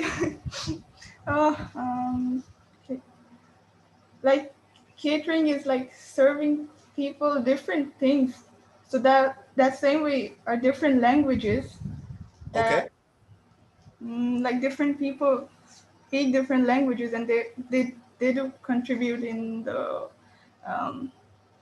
in the diversity in the world. And so with I'm the not diversity sure how to add in standard. Standard is like you're on the right track. So when you have like different languages, you cater to different people. Does that mean you have one standard? No. Of course, there are different standards of people and languages. Good job. This was not an easy one, but you gave a very good like explanation. So there are no standards because there are different languages, and you have to cater to the different languages, to the different people. Excellent. Good job, Ayman. Zanera is asking, what is cater? So cater can mean to serve someone, right? So usually when we say to cater, it means to serve different people's needs. So if I say I'm catering to your need, I'm trying to serve you in a way that fulfills your needs. Is that clear, Zanera? Yes, thank you. All right, excellent. We're going to go back now to, so Mahrin says, multinational companies have to have a standard, but they need to alter their products to consider the language barriers and cater to different ones. Mirai says, cater standards about different languages, right? It's considered the most language if it makes any sense. It does make sense, right? So you have like different ideas of what a standard is, and you have to cater them differently. Yes, go ahead, Emma. When you're catering someone, you obviously need to communicate with them. So language is very necessary if you're catering. Mm-hmm. And so standard can come in like what would be a standard language or standard words to use when you're catering someone, and what way you should talk to them, and the standard protocol of what you're supposed to say if you're catering. Great. So when you're catering to people, you have to talk in their language and you have to have a standard of communication. Excellent. Great. All right. So now we're going to go to the last one. Sorry. All right. So we've looked at making connections. We've looked at finding new uses of things. We've looked at making finding new ways to categorize different ideas. So ideas that maybe in your mind when you first saw those words, you're thinking, "Oh wow, like I don't know, like how do these connect?" But after you think about it for a while, you eventually do find some connections. The last one we're going to look at is analogy. Let me know in the chat. Have you ever taken a test that looks like this? I hope you don't have a panic attack. I see Zanera's already reacting badly to this kind of thing. So you've probably seen tests that look like this, right? Obviously, yes. So you've seen this so many times. These are, especially if you're like entering college, you have like these like in the SATs. These are like in many different ways. These are when you search for jobs as well. Like they use all these kinds of different logical reasonings. So this is the most common example of an analogy, right? So we say moon is to satellite as Earth is to. Can you let me know the answer in the chat? Planet, right? So a moon is a satellite. That's the classification of a moon. Earth is a planet. That's the classification of planet. So you're trying to find things that the connection between these two different things, how these things are similar. I got good news for all of you. I'm not going to make you do exercises like this. We're going to be a bit more creative this way. So one of the most famous philosophers that I mentioned earlier, Aristotle. Aristotle said that the sign of genius is comfort and ease in making and explaining analogies and metaphors. Let's see, let's find everyone's inner genius here as we look at some of these analogies. I'm going to give you a question first. All right. So the first thing is love is like a song. Does anyone want to give an explanation? How is love like a song? Remember our age range here. Please keep it PG. Yes, Zinera first, then Iman. Yes, Zinera? Okay, so love is like a song. It means that it has rhythm, it has beauty in it. It's very close to your heart, and you love listening to it. It speaks to you, and love is like it is basically like you know like a good words. Oh, the lyrics they match your they match your thoughts, and they hit you harder in the core because that is what love is. It hits you hard in the core, and so does sometimes the lyrics of a song. So Emotional yeah. connection for sure. Yeah. Yeah, exactly. All right. Iman, your hand was up. Yeah. Um, it's because um, I'd like to say like yes, like exactly she said, it has beauty in it, and also like there are songs that are peaceful. The way we can find comfort and peace in love, and in for example, listening to some songs on rainy days. That's like the comfort or warmth of our significant other in a cold weather. Or they can also be sad songs that bring us pain and bring sorrow to our heart. But either way, they're both beautiful in their own way. So love is like a song. It has many emotions. We can say that way. All right. I think Hamza was next. Hamza, Hamna, then Asma. Yes, Hamza, go ahead. Um, uh, Love is like a song. Like they reference love and song. Like they made it bold letter. They type bold letter love and song in bold letters. So like they were both referring to each other's songs whenever you are like depressed or you wanted to get yourself motivated. It's Mhm. like so you listen to songs like which are made in that series, which are used to motivate you. So it's like a song like love is also like love to your you love your family obviously. So whenever you are not in the good mood, the world always like whenever world betrays you, where you go to your family. So so that like your moods also get better if you stay with your family whenever the world betrays you, or talk to your friends. That's also a type of love. It's not like relationship or love, but it's this love. These type of loves are also uh, kind of related to song also that Hamza, I like the connection that you made. yeah, I'm You've trying used our very first hard lesson here, very but well. I forgot in the beginning. You've used our first lesson very well, because when people said love, they thought like romance, but you went and thought deeper. You thought, okay, but love is not just romance, it's many different things, right? It could be friendship and family and all these different things. So there you go. That's the connection. That's a new connection. Love is like a song. It motivates you, right? It keeps you on your feet. So I have Hamna and Asma. Are you guys ready to, would you all be willing to do the next one? Because we do have like some other examples. Instead of love, we can do like another one as well. You ready for the next one? Yeah, all good. So here, go ahead, Asma. I actually wanted to comment on this one. Go ahead. I want to say that love is like it can make you dance on your feet as well as it can make you cry, and like how at different seasons, at different moments in our life, stages in life, we hear different songs. So it basically expresses our different emotions we feel, and how that love, how would I compare is that once we listen to a song that we truly love, is that we always remember this song in our mind, and like this is love. Like some people, that once you love something or someone with your whole heart, you always do remember it. It can never be taken out of your heart, or you can never forget it. So it's just Asma, I can see you're a soul of a poet right there. Love makes you dance. It's like the seasons, it's like all the emotions. That's great. Hamna, you don't want to go first? That's fine. So Nabiha, are you willing to go first for the next one? I'm just mindful a bit of time, so we'll just like try and move on to the next part here to get everything covered. So Nabiha, are you willing to do the next exercise? Yes, for sure. Okay. So here I removed the second part, right? We said like justice is like something. So can you think, what is justice like? And what is the connection between these two? Just like we saw love is like a song. How can we connect these two? I will take some time for this. Go take all the time you need. You can think about this. It's not an easy one. Is anyone else ready to answer this one?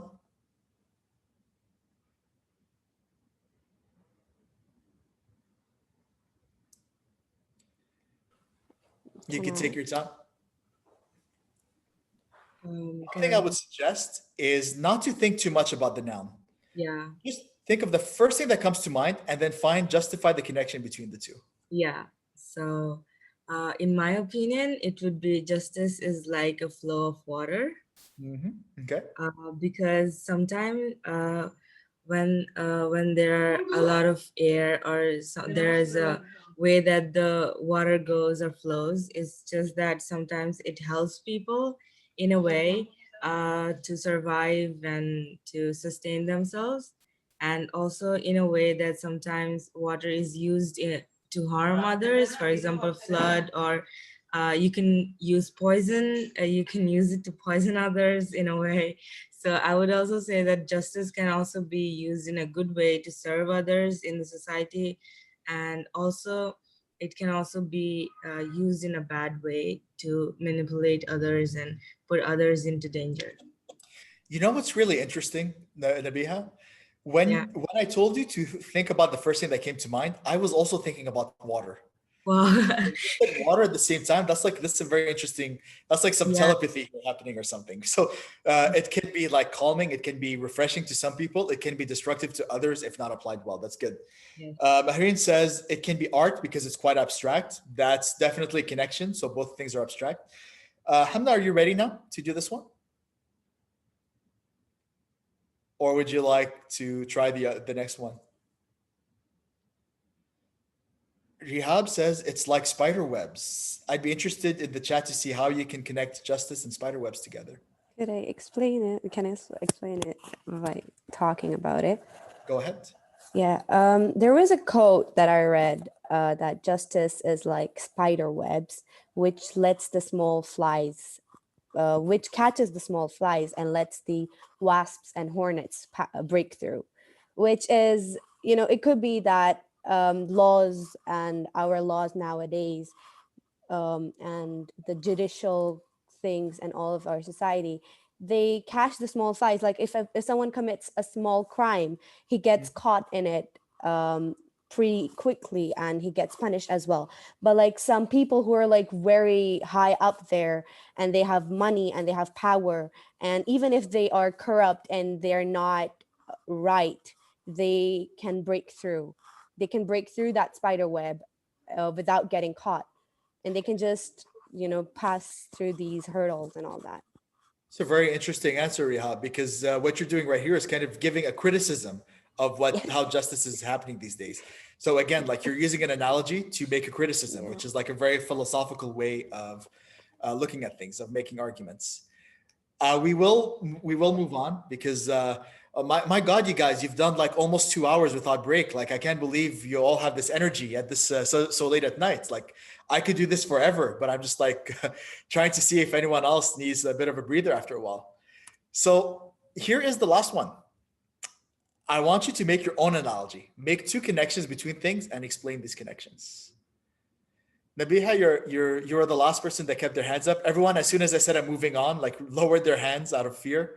You still kept it up. Are you ready to do this? Yes, but I don't actually know what to put. Like we said, think about two different things. I'll give you some time to think. Zinera, your hand is still up. Do you want to say something? I have two. If I can say both of them. Go ahead. The first one is heart is like a glass, which should be kept very preciously, otherwise it will break. And the other one is that trust is like a glass because it's same thing, that it can be broken easily and it cannot be made as it was before. So that's it. That is also the title of a very famous 80s song. If you ever look it up on YouTube, Heart of Glass. Yeah, definitely, right? Heart is like a Really? glass. It can be fragile. Great. Fatma, your hand is up. Yeah, go ahead, Fatma. I would say friendship is like a plant. The more you invest in it, the more you work on it, the more you water the plant, the stronger your friendship would be. However, if you leave it, then the plant will just die. So what would watering the friendship look like? Trusting each other and being there for each other. Perfect. Yeah, good. So I think Iman and Zinera, let's give like some other people who haven't had their hands up for a while, let's give them a chance. I think Ishal, yeah, you can go ahead. And then Khawaja. Okay, so life is like a box of chocolate. Forrest Gump. So an analogy is saying something is like something else to make sort of explanatory point. Mm-hmm. Yeah, exactly, right? So, for example, Maha wrote in the chat, mother's like a candle, it burns itself to give light to her children. Another very poetic way of saying things. Excellent, thank you. Yeah, so that's exactly how we make analogies. Life is a box of chocolates. Huaja, yeah, last person, then we'll move on to our last parts for this section. Friendship is like a sheltering tree. Sorry, I didn't hear the second part. Friendship is like a sheltering tree. A sheltering tree. And how is it like a sheltering tree? Like Anyone have any ideas? Like how is friendship like a sheltering tree? You can put in the chat.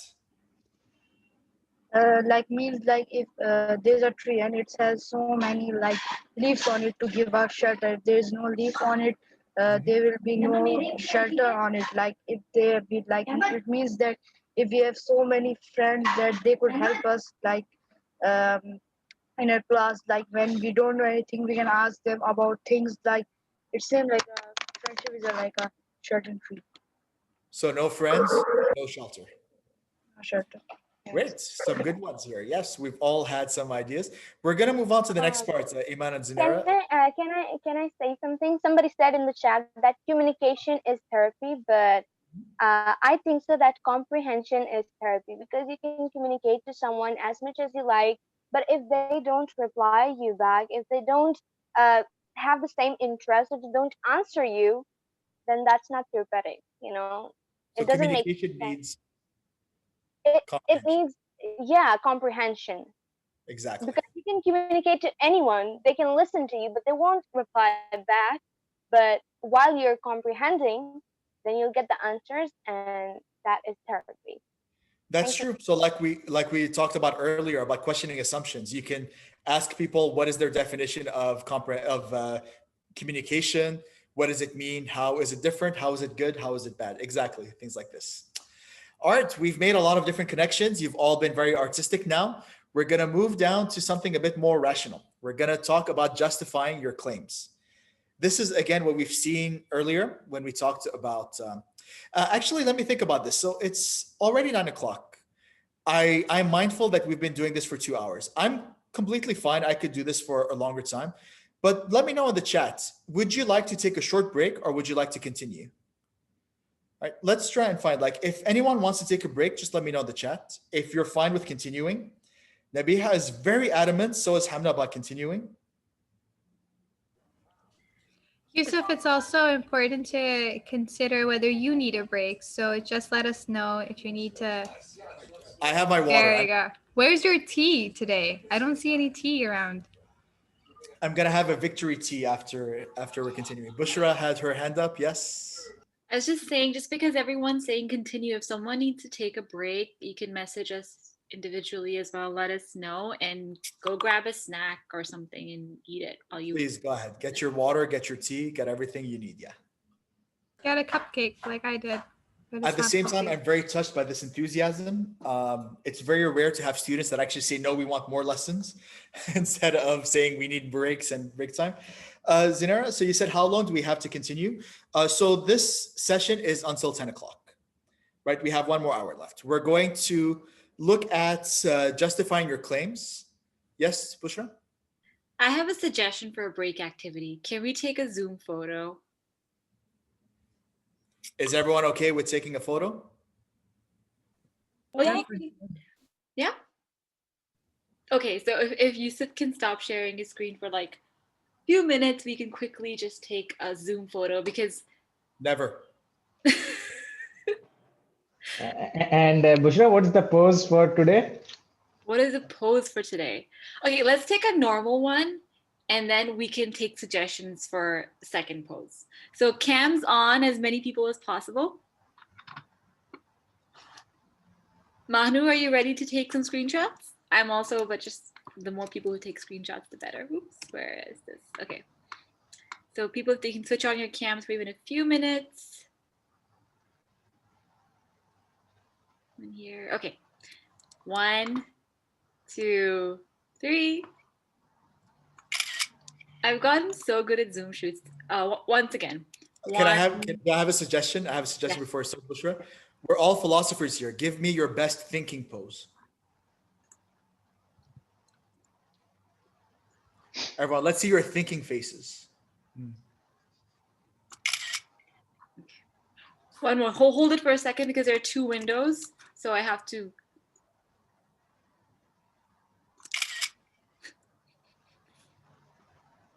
I got it. I snapped it. Everyone's looking at the sky of ideas as we are ready to get into the last part of our philosophical thinking, which is justifying our arguments. So, of course, we've questioned assumptions. We've come up with many different ideas. It is also time to actually be able to justify the ideas that you've brought up, right? So, quick show of hands in your, not hands, sorry. Like, let me know in the chat room. Did anyone here take Rajaa's critical thinking class? Did anyone take like the critical thinking, critical argumentation? If you've missed it, then there was actually a lot of overlap between our 2 sessions. So maybe next time it comes up, you might want to sign up for it.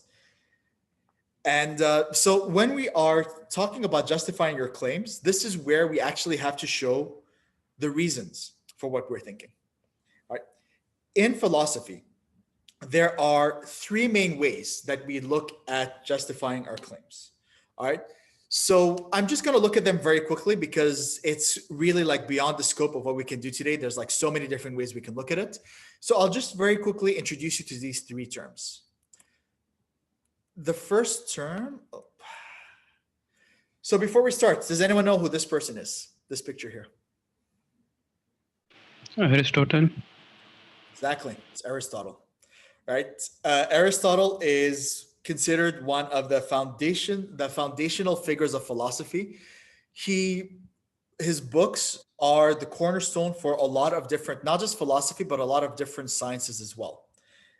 Aristotle has the distinction of having probably the most famous philosophy teacher and having one of the most famous students in politics. So Aristotle's teacher was Plato. Plato was Socrates' student. All right, so Socrates never wrote anything. Everything we know about Socrates was written by his students, including Plato. Plato taught Aristotle. Aristotle, Rajaa wrote in the chat. Anyone want to try? Anyone want to take a guess? I don't know how familiar you are with world history, but Aristotle's student. Anyone want to take a guess about who Aristotle's student was? You can use the chat room to think. I'll give you a few seconds. Maybe we can drop in a couple of hints. Ayman says Socrates. Actually, Socrates was his teacher. Right, so his teacher's teacher. Yes, teacher's teacher, yeah. So this person occupied a whole bunch of land. Alexander the Great. Who said that? Fatima. Fatma, exactly. Right answer. Right. So Alexander, also known as Alexander the Great, depending on who you ask, maybe people think he's not so great if they're in some wrong places. But Alexander was his student. So he was the teacher of Alexander, the famous Greek Macedonian conqueror. So the reason there's no quote here is because basically everything that Aristotle did was related to logic. So I couldn't find the one quote that would connect everything here. But let's look at some of the ideas that he came up with about ways to justify your claims.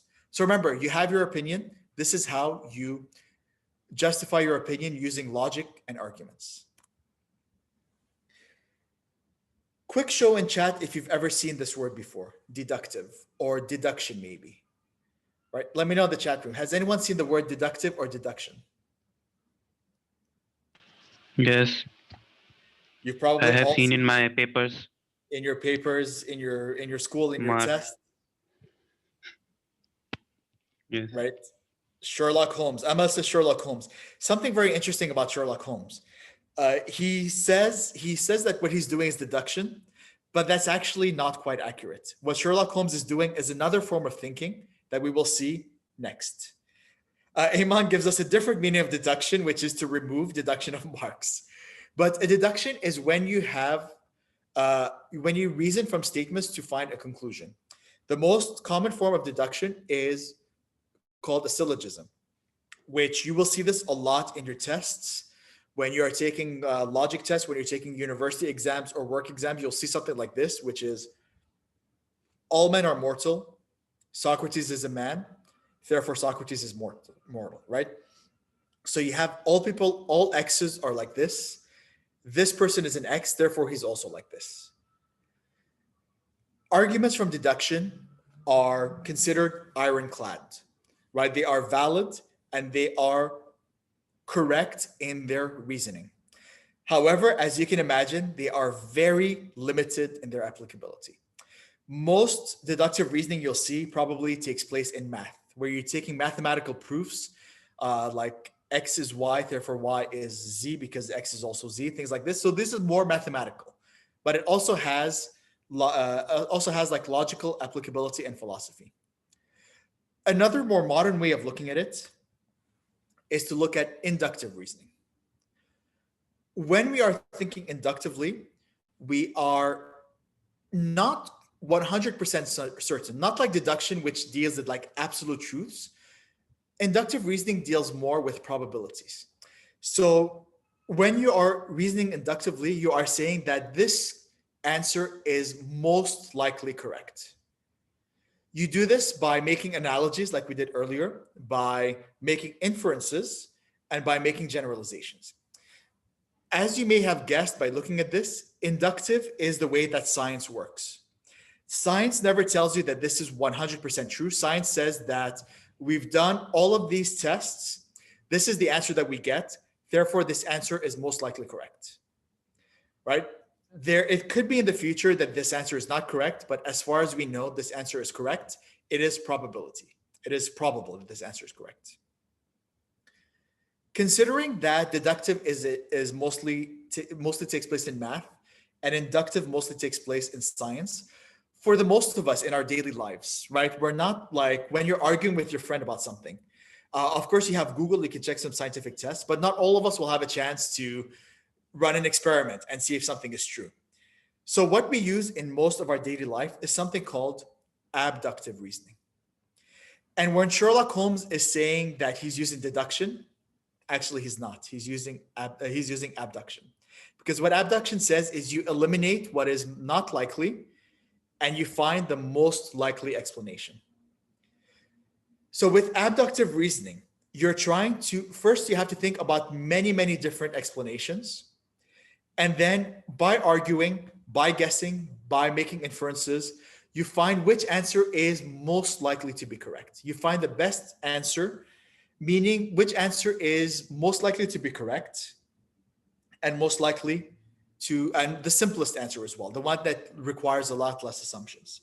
Shahir wrote, inductive reasoning is the opposite of deductive reasoning. Exactly. Because it's broad generalizations from specific observations, there is data. Even if all the premises are true in a statement, inductive reasoning allows the conclusion to be false. Exactly. Excellent. When you don't know the answer to multiple choice questions, Iman, you use abductive reasoning. Yes. You think which one is the most likely to be correct when you're not sure about the answer. All right. This is a very broad overview on what it is. This is a quick summary. If you want to take a screenshot of this, this could be very helpful in trying to find the difference between the three. Does anyone have any questions so far about inductive, deductive, and abductive? Show of hands or question in the chat room before we move on.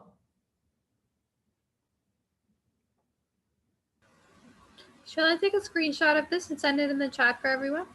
That would be very helpful, Rajaa. Thank you. Yeah, you can take a screenshot and show people how.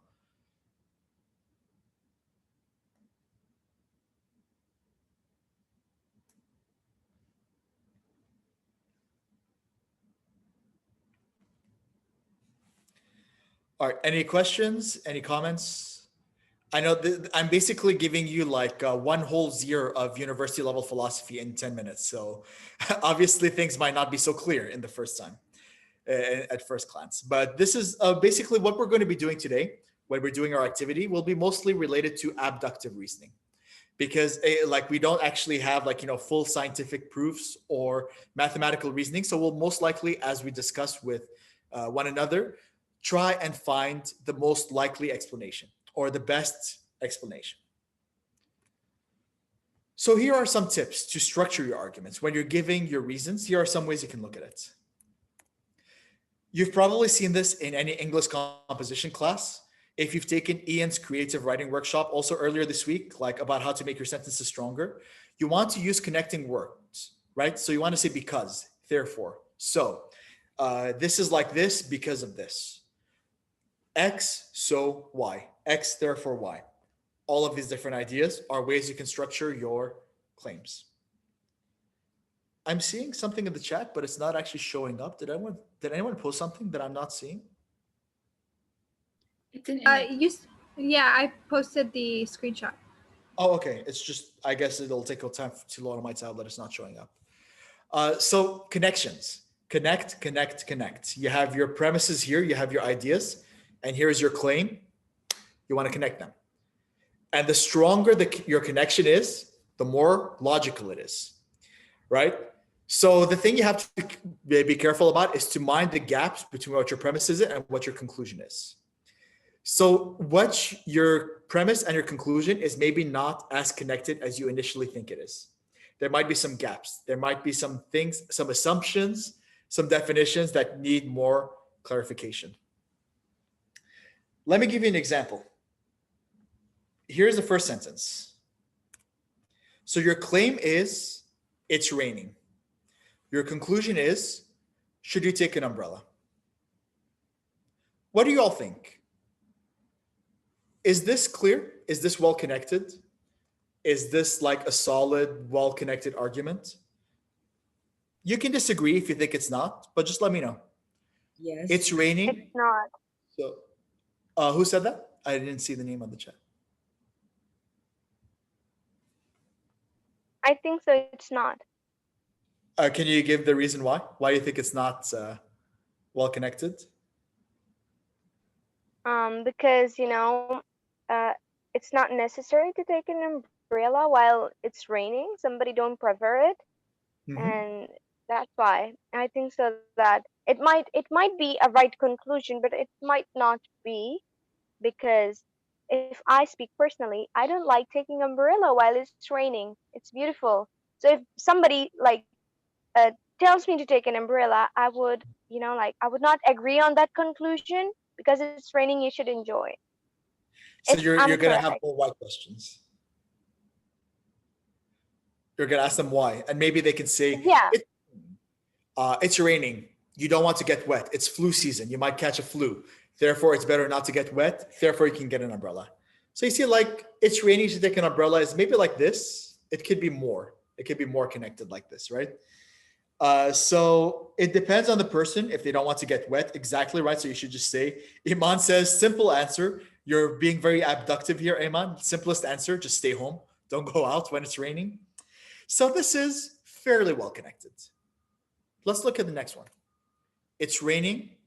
Let's order some takeout.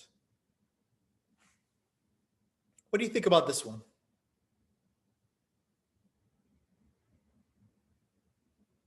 It's raining. Let's order some takeout. If the first premise was like this one is maybe a little bit more like this, right? Like you still like, it's not wrong. Most people will understand what you're saying, but you probably have to explain more. Like, oh, it's raining. I don't feel like cooking. I don't want to go out. Let's just order something in. Iman says, sounds perfect. You're completely on board with this idea, right?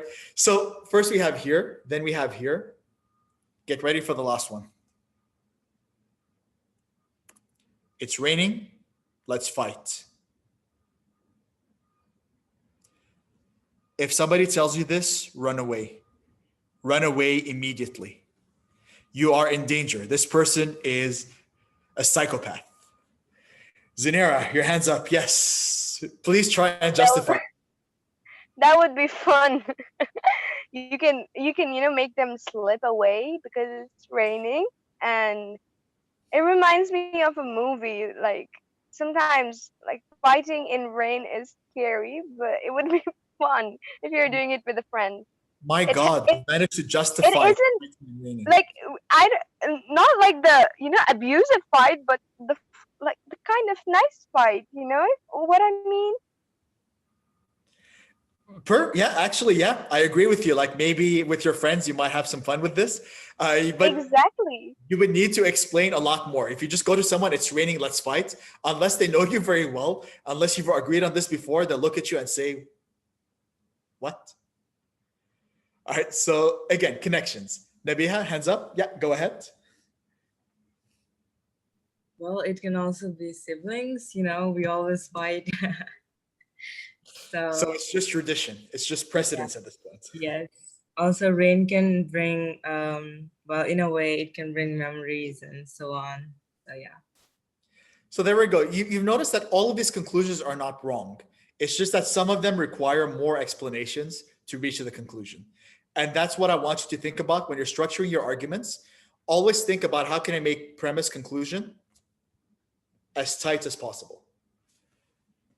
And one of the things you can do this, so Khawaja and Shahir says virus is spreading. Wear your mask. Is that's a strong connection? Most people understand that there's like scientific reasonings behind like wearing a masks. So some people might need more explanation. Like some people might think, why do I need to wear a mask? You can give them more explanations about science. If people already know the scientific arguments, then yeah, that is a strong connection, right? So it all depends on the audience you're talking about. And the next point is be prepared to defend your position. Just like when Zinera says it's raining, let's fight is a fun idea, she was ready to defend her position and be able to justify that reason. But another important thing is to keep an open mind to counter arguments, right? If somebody can give you a good counter argument that you find is like a very strong connection, you can be ready to change your idea or to get another way of making connection. So, like we've seen here, actually, I like Hawaja's argument about viruses and masks. I'm going to use that example to look at the next part, which is just one way of structuring an argument. I would suggest that Rajaa, you can take a screenshot. I would suggest everyone take a screenshot because when you are writing essays, this is probably one of the best structures you can use to write your essay, right? And you're going to have a lot of essays to write in university, trust me. So this is by a philosopher of rhetoric called Tolman, Stephen Tolman. He decided to find a structure about how to make an argument strong. And this is the structure he came up with. He says, first you have the grounds to make a claim. So the claim here, for example, if everyone can see it, is that there are dogs nearby. Okay, there are dogs nearby. The grounds is, so why do you think there are dogs nearby? This is where you think about your grounds. Hamna, I'll get your answer right now because that's like a very good point. So there are dogs nearby because you hear barking and howling. Okay, good enough connection. So to make the connection tighter, you find a warrant. You hear dogs barking. Dogs are animals that bark. And because this is inductive and not deductive, you're giving probabilities. Chances are there are dogs nearby. You can make an even tighter connection. You can say dogs are animals that bark. Your neighbor Tom has 2 large German shepherds. So chances are there are dogs nearby.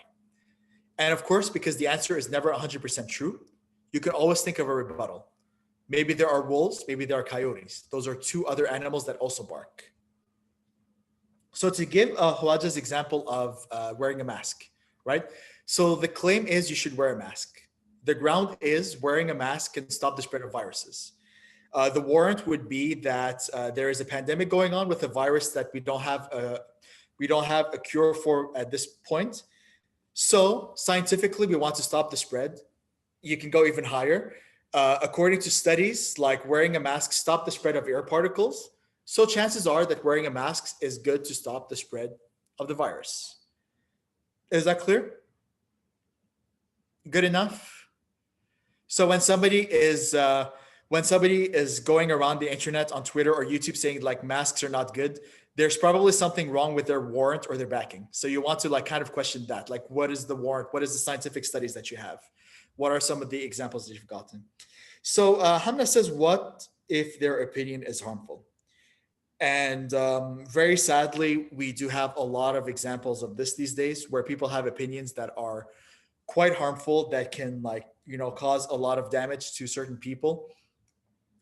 In this case, we just have to be not open to accepting their opinions, but empathetic enough to understand why they're holding these opinions, right? Like we do have, as philosophers, we do have to be ready to accept positions that can be uncomfortable, that can be a bit dangerous.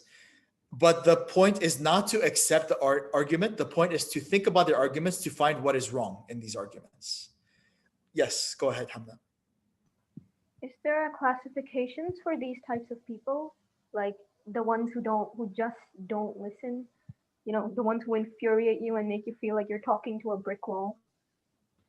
Trolls. Like how do we respect them, but at the same time deny their opinion in front of like a large group of people so that they don't feel like they're being bullied, I guess, or being kind of their boundaries are being pushed against them, because that causes us to explode, right? We get defensive and stuff. So how do you I'm respect guessing someone?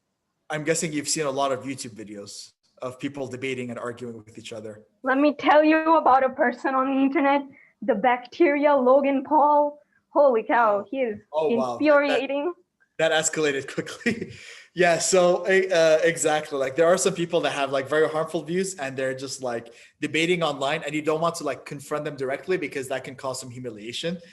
This is a skill that hopefully by applying the things that we're looking at today, by being able to question their assumptions, being respectful while questioning their assumptions, you'd be able to get a lot out of this.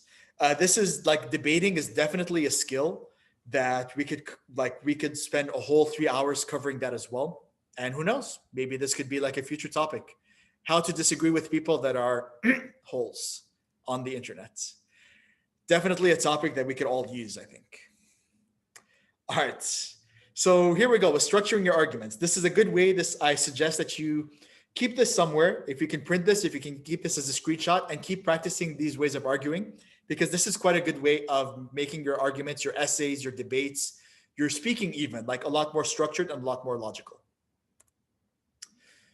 So we are done with how to think philosophically. We've spent 2 hours here. We've got a lot of good opinions. We're just going to look at a quick summary. So if you remember, let me know in the chat. What are the 3 reasons we looked at that people can have wrong assumptions? Let me know in the chat. Well, if you remember the 3 ways.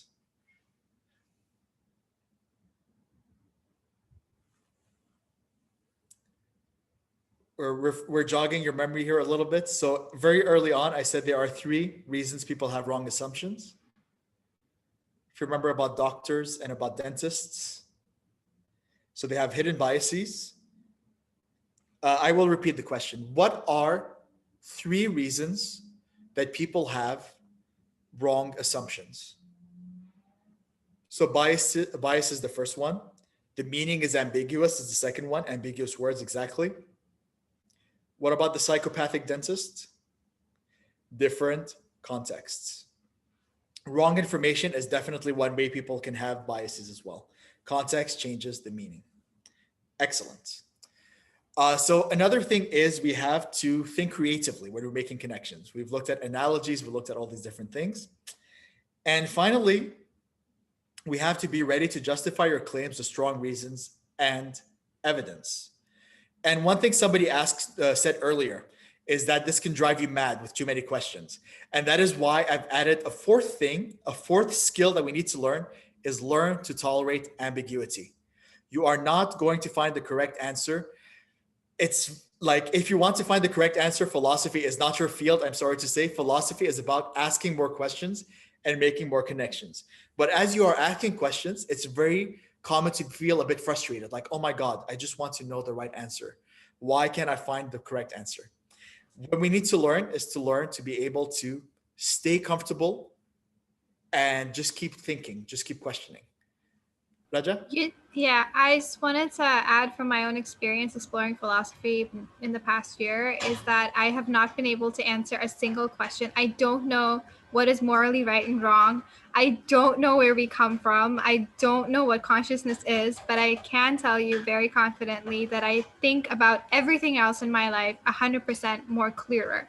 And I think that's the biggest thing I get out of philosophy. So Raja, I can ask you, you said you haven't found the right answer about like what is morality, but have you found like many different ways of thinking about morality? Oh yeah, so many. Virtue theory and what was the one in the Good Place, Yousef? I always forget that one. It's my favorite. Contractualism. Contractualism, and what was the first one that we did? The first one that was consequentialism, and then there was the categorical imperative. So a bunch of like really scary words that you guys can always come across. Google on YouTube, check YouTube. But they're just, and in every different situation, I feel like different theories theories apply better. So there's really just like no one answer. And that is called situationalism. Yeah, I'm gonna type these words out for you guys, so if you want to look them up later. I think you've scared a couple of people with all these big words all of a sudden coming out of nowhere. So like Raja said, like maybe you don't have the right answer about what is morality, but you have a lot of different ways about thinking about morality. And that makes life a lot richer because you can think that there's many different ways of acting, many different ways of doing things. And speaking of which, these are the three main questions that philosophers use. Is it really X? What if it isn't X? What if it's something else? What if it's new connections? And it is X because of something. And now it is your turn. We're going to create a breakout. We're going to create some breakout rooms, and we're going to have 15 minutes to argue three questions that have been hounding philosophers for thousands of years. Let's see if anyone here can create a new theory, a new ism that we can put in the Stanford Encyclopedia of Philosophy, and see like if any new ideas can come out of here. So we're going to go into breakout rooms. First of all, I just want to give you some quick pointers about some discussion tips. First thing we have to do is to question the question. This is something that can be the most fun and also the most annoying part of philosophy, right? It's like, I do not want you to give a simple answer to the question. I want you to think about the question before you give an answer. So if I say, for example, do you think that going out at night is safe? Well, where are we going out? Who is going out? Why is it safe? Why is it not safe? What do we mean by going out? Is it going out to my garden or is it going out downtown, right? So question the question. When people are giving their opinions, please listen attentively to others and take notes if it helps you as well. Because when you're listening to them, when you're hearing what they're saying, some of their assumptions, you should be ready to question the assumptions that you see and bring your own examples or counter examples when you're agreeing or disagreeing. Likewise, people are going to do this to you as well. All right. So be ready to defend your claims when people question your assumptions. Give your own reasons, give your own examples. If you find that their question is valid, then maybe be ready to change your opinion as well and find some new ideas. Which means that in the next exercise, in the next 20 minutes, you're going to have a lot of disagreements. Make sure, absolutely disagree with one another, but make sure that you disagree respectfully, right? No Twitter wars, no YouTube, no Logan Paul, no Ben Shapiro, none of this thing. You want to be able to disagree respectfully with one another, right? Can we take a little washroom break first? Absolutely, go ahead, because we're going to be setting things up in a few minutes anyway. I also need to take one as well. So I'll just very quickly show you. So here are some examples when you are discussing these questions. Here are some kinds of questions that you want to ask. I would advise you to screenshot this and share it with the chat, because I want you to keep this handy with you. Whenever you are looking at the questions, whenever you are talking to someone, here are some kinds of questions that you are going to ask, right? So here it says, it is not safe at night to go out. Well, I live downtown. It's very bright. There are cops everywhere, so it's quite safe here. Maybe in a place that is not so safe, that is not so bright, that like maybe is a bit dangerous. It's not safe. So context matters, right? I'm also older. If you're younger, it is less safe. When you're older, it's a bit more safe. So context is very important here, right? And there's where you're going to question, like you're going to question the context, question the reasons, question all these places. We're not scared, right? It's just an example. We all know these good examples. So can I ask the volunteers to set out the rooms to be able to like get the breakout rooms ready? Yes, so I'll take over for that. Before I do that, setting it up is super simple. So we're doing breakout rooms of 3, Yousef? So I'm going to show you the 3 questions first. So how many people are we, Bishra? We're 22 at the moment, out of which 4 are leads or 5 are leads or volunteers. So 7. Okay, let's make rooms of 5 or 6, right? Okay. So I'm going to show you the 3 questions. If anyone is interested in taking those questions, you can volunteer. If we have too many people on one question, then obviously we can I'll leave it to the discretions of the volunteers to spread out evenly, or make sure we have a proper spread. So you want every group to go through all the 3 questions, or you want each group to tackle a different question? Each group should tackle a different question, and then we'll come back and explain the thought process that went behind their questions. All good? Mm-hmm. All right. So you're all ready. Here is the first question. The first question is, why is cheating wrong?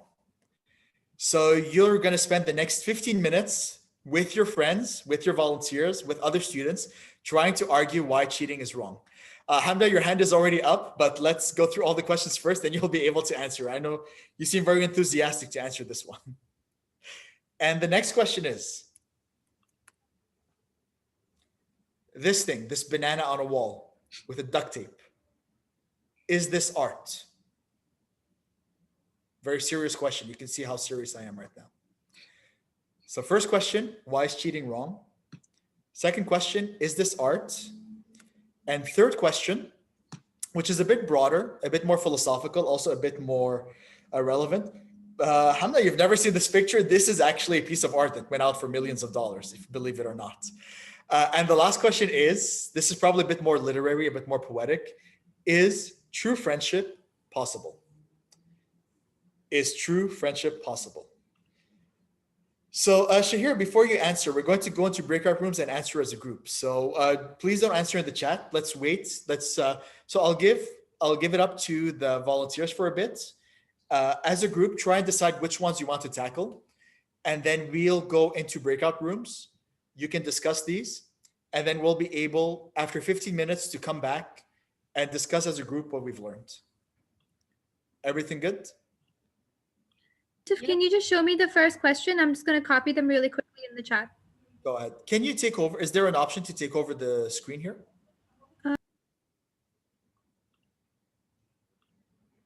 No, I can't see an option, but that's okay. I'm just copying them really quick. I know what they are. Sure. So why is cheating wrong? This one is an actual picture, so I'll leave it up. Is this art? Yeah. Hamna does not like the banana. Can I suggest something? Can we do 6 breakout rooms of 3 to 4 each and have 2 rooms tackle each question? Yeah.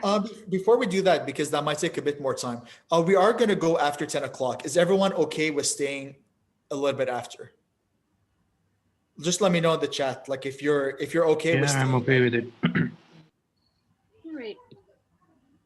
Okay, let's do 4 rooms at least. Let's do 4 rooms. Ayman, so everyone, Zanera, I think like maybe maximum 10, 15, 10, 20. Okay, we have 4 rooms. And I'm gonna open them up. So room 1 is tackling question 1, room 2 is tackling question 2, and room 3 is tackling question 3, and room 4 can again tackle question 1. So let's do it. So let's do it this way, because some people do have to leave at 10.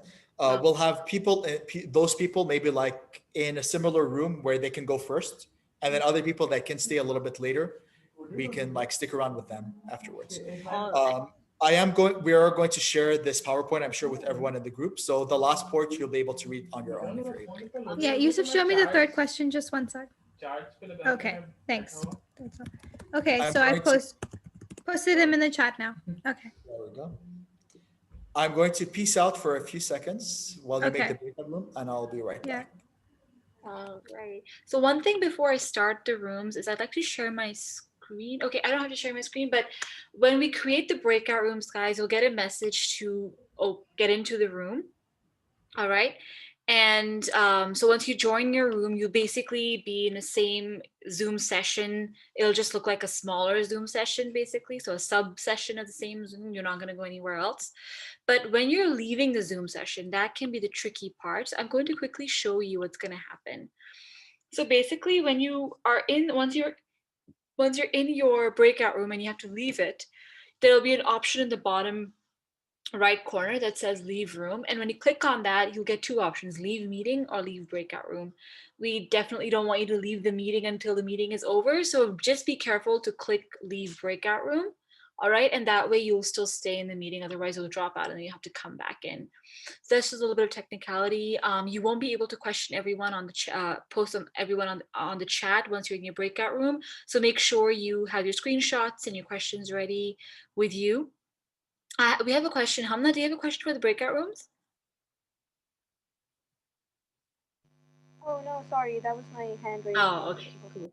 So I'm going to open up the rooms now. And are we ready to get started? Yousef, Rajaa? Yeah, but how many rooms were there? 4 or There are 4 rooms. Each room Okay. has 4 students and then a volunteer here and there. Okay, so room 1, you have the first question. Room 2, you have the second question, and room 3 has the third question, and room 4 has the first question again. Okay? So if you're in room 4, look at question 1. I've posted all 3 questions in the chat. Awesome. So, what about the screenshot with the I got It's this. a banana. It's a banana on the wall taped. There was a screenshot of like about the discussion that Yousef said to put. Let me do that. I took a screenshot of that. But it is on. Sorry, just give me a second, guys. Stop. Is it on desktop? Examples of questions to ask. Yes, that was the one. I just put that screenshot so guys download it. All right, and I'm opening up the breakout rooms. They're open. Go crazy.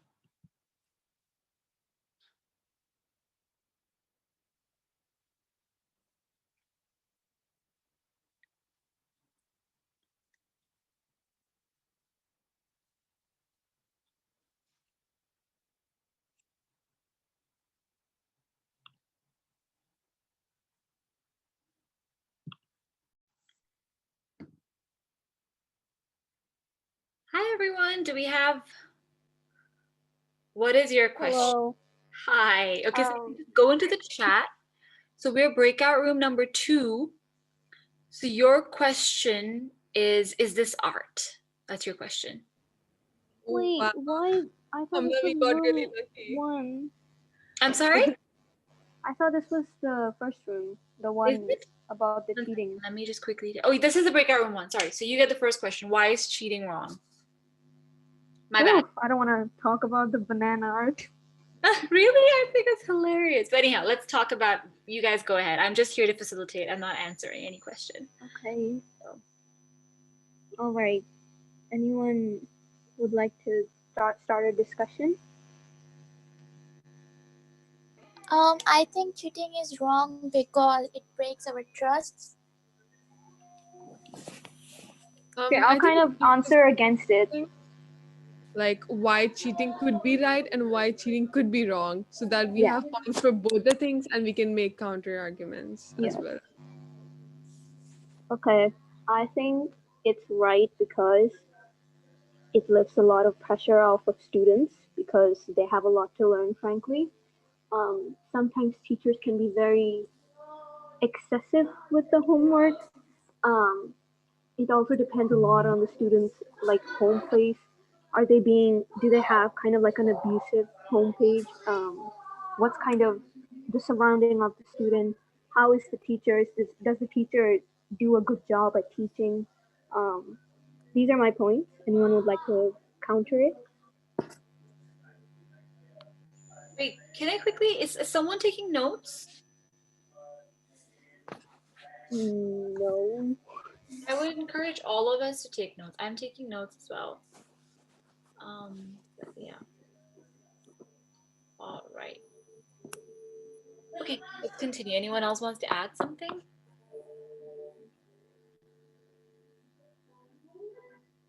Why do you think it's right, everyone?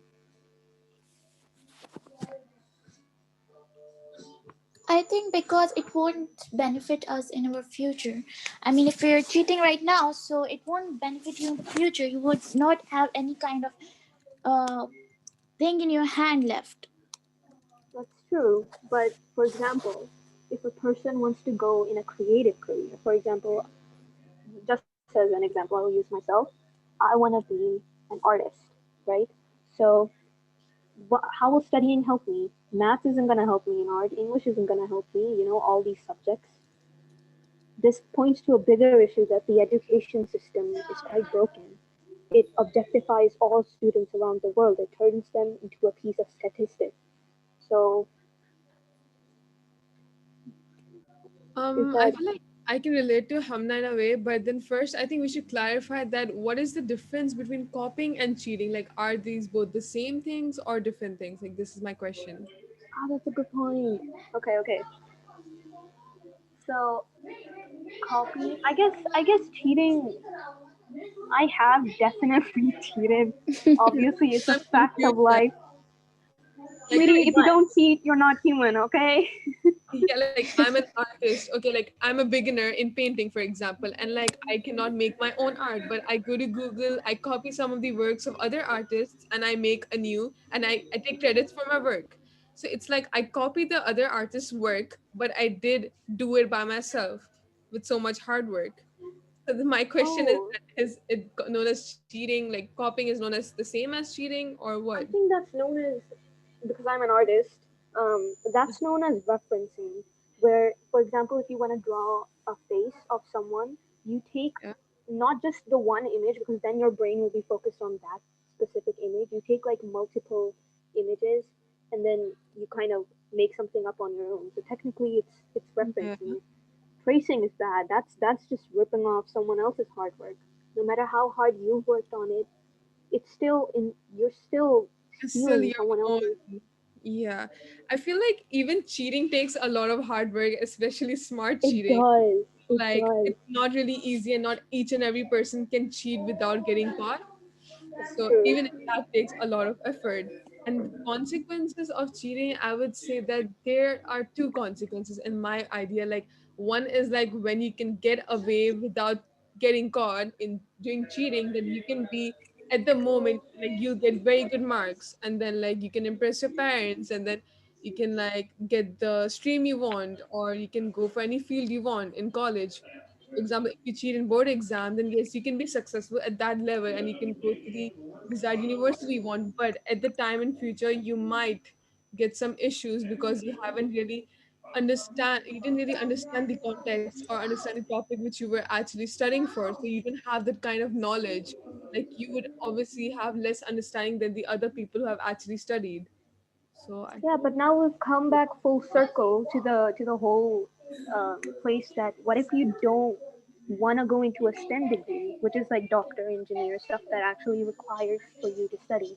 What if you want to go to a creative field, like But be a we film can also director? see that what if you cheat in your own field? Like for example, while becoming an artist, what if you cheat in your own field while becoming an artist? If that question comes. Sorry, I will just intervene right now because we're having like a loop going on here, and there are people who've raised their hands. So you both have raised very good points.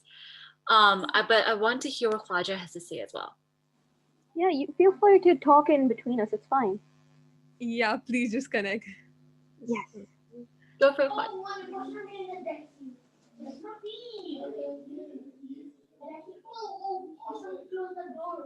Claudia, are you still with us? We would love to gather as many points as we can. It would just make us more strong. Yeah, Can I add definitely. something? Yes, please, Sure. girl. Go ahead. So cheating does not only happen in school. We can look around what kind of cheating are happening in our surroundings as well. But here's Hey, my I was just gonna come here in question. a sec, but I think Bush is here. So Bush, I'm gonna head out. Okay, all right. See you So in a bit. I'm gonna ask you guys a question. What do you even mean by cheating? That's what I was actually referring to, Michelle. Like, what do you mean by cheating? Is it like copying, or is it like are they the same thing? Like once if we So, clarify that, then we can so like for ask. example, Hamna I think said that cheating जब मतलब if someone is at disadvantage or something and they have to fight to get a step up, like it's not as bad. So like what is cheating then exactly? And what does it mean? Oh, that's Breaking the oh law. god.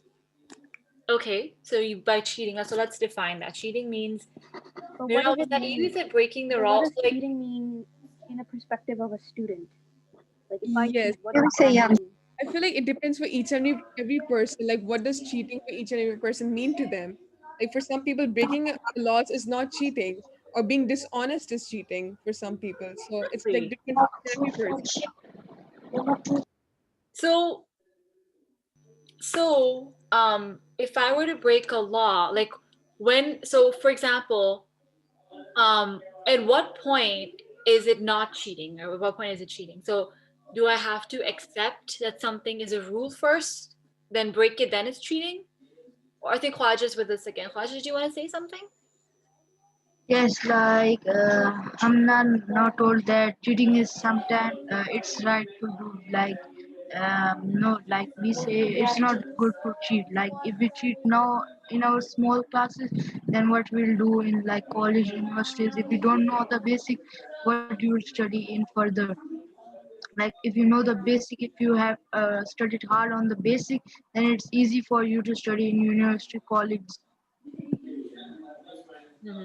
Okay. Bushra, That's a good point. I would actually like to refer to your point when you said that is breaking laws known as cheating. I feel like it depends on what you did. Like if you broke a law and you hid it, then it might, and it's not like found out. Then if you take it as cheating, that yes, you like cheated. How do I explain? Like you actually cheated the person. Like you didn't tell the person that you broke a law, and you just made them believe that no, you didn't break a law. That means you're cheating a person. But I feel like breaking a law is totally different than cheating because you broke a law, but you didn't like cheat in a sense. I don't know how to explain it. Okay, that actually gave me an idea for a question. It also depends on how much you're cheating. For example, you can't be everything, right? You can't be a doctor and an engineer and a IT girl or something. You know, you can't be all three of those things. So after deciding what you actually want to be in life, if you want to be a doctor, right? You're gonna want to focus more on the sciences and the maths and the other information because it's just not gonna be very practical for you to use. Like we're studying Urdu, we already know Urdu because it's our mother tongue. It's what they're teaching us. It's like way. I don't even use any of those words, nor have I ever heard anyone use those words. So it's technically useless to me. I don't want to like what's the point in learning that? So So that's over why it would here, give me a motive to cheat. I'm hearing that if you do not agree with the laws that are set or the rules that are set, then Hamna, in your point of view, that cheating is not really wrong. If you Sometimes feel it's Depends not on how wrong. much you Not cheat as every well. time it's wrong. okay, so Like it's sometimes it's not wrong. Like if you want to help somebody, we can't say every time that it's wrong. Like we are helping someone in exam. If we didn't learn it, we are helping, but not every time it's good. Sometimes we Yeah, can so help sometimes someone. it's wrong, sometimes it's Yeah, it actually depends on why you're cheating at the end. Like, what is your yeah, your thing? motive, your It's intention. not like that if we help somebody and next time he again asks us that, can you tell me this one again? Yeah. I mean, I feel like it depends on the person. For example, a person who has many contacts, whose parents have many contacts with the head of the sections, and if that person cheats, he could get away with that. But for people whose parents are not educated and are not do not have many connections with the school, like that person could even get suspended directly and won't like would not get away. I feel like it depends on the people. That okay. opens So a guys, we have whole to close this different room window of in a cheating. minute. Is there someone here who's capable of summarizing the argument for the group? Summarizing the question. Summarizing the argument, everything that we discussed We here. always have one point that cheating could be right and wrong, but it depends on the situations we are in and the type of people. Okay, so we have to leave the room now in 60 seconds. So I think Asma, you've got the key points. Anything else that you're missing? Anything else that people want to add? Like, does anyone want to add anything? So Asma, what you can do is you can speak on behalf of the group, and then if anyone in the group wants to add something after Asma is done summarizing what was discussed, so Asma, try to bring in all the points. So Hamna's point about like, there's cheating might not be wrong. Yeah. Waja's point about how like cheating is always wrong because you get used to it basically, and you wouldn't be able to prepare for the future. Then your point about how much should you cheat. Miral's point about um like what Miral, what was your point again about was it why are you cheating? Or, Miral, are you with us? Okay, let's close her close. Is this it? We're getting people. Everyone is here. So Bushra, which room is the one that has to leave soon? Room 4 Room 4. Okay. with So the when everyone Najat comes back, and yes. all right. So when everyone comes back, if somebody from room 4 volunteers to talk a little bit about how the discussion went and what you're all able to talk. So, anyone ready? Zanera, were you in room 4? Yes, I was in the room for. It was amazing. It was amazing to hear people's opinion. It was amazing to, express what I know about it and that I should speak about it. It was overall amazing, and we really got to know that cheating is wrong.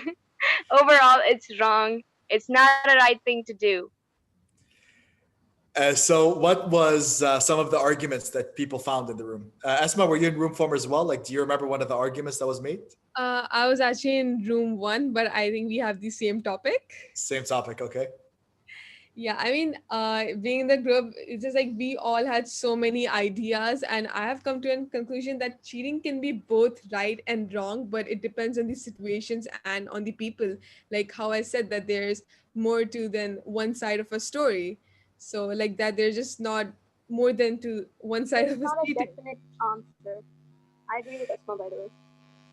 That's a very philosophical answer, and that's the answer that can drive people crazy. Is this Yes, true or false? Well, it depends. that's philosophy. What can we That say? is philosophy right there, exactly. And you managed to get the different contexts as well. Mahreen, yes, your hand was up, and then we'll go back to Zinera. Yeah, so what we discussed basically was whether cheating is wrong. We kind of asked what is wrong, what defines something as a wrong act, and You the questioned the answer that we question. got Good. was, yeah, and the answer that we got was that it's something immoral, something unethical. And so a follow-up question that I asked was, what defines ethics, as in there's not some sort of a rule book that defines morals and ethics, right?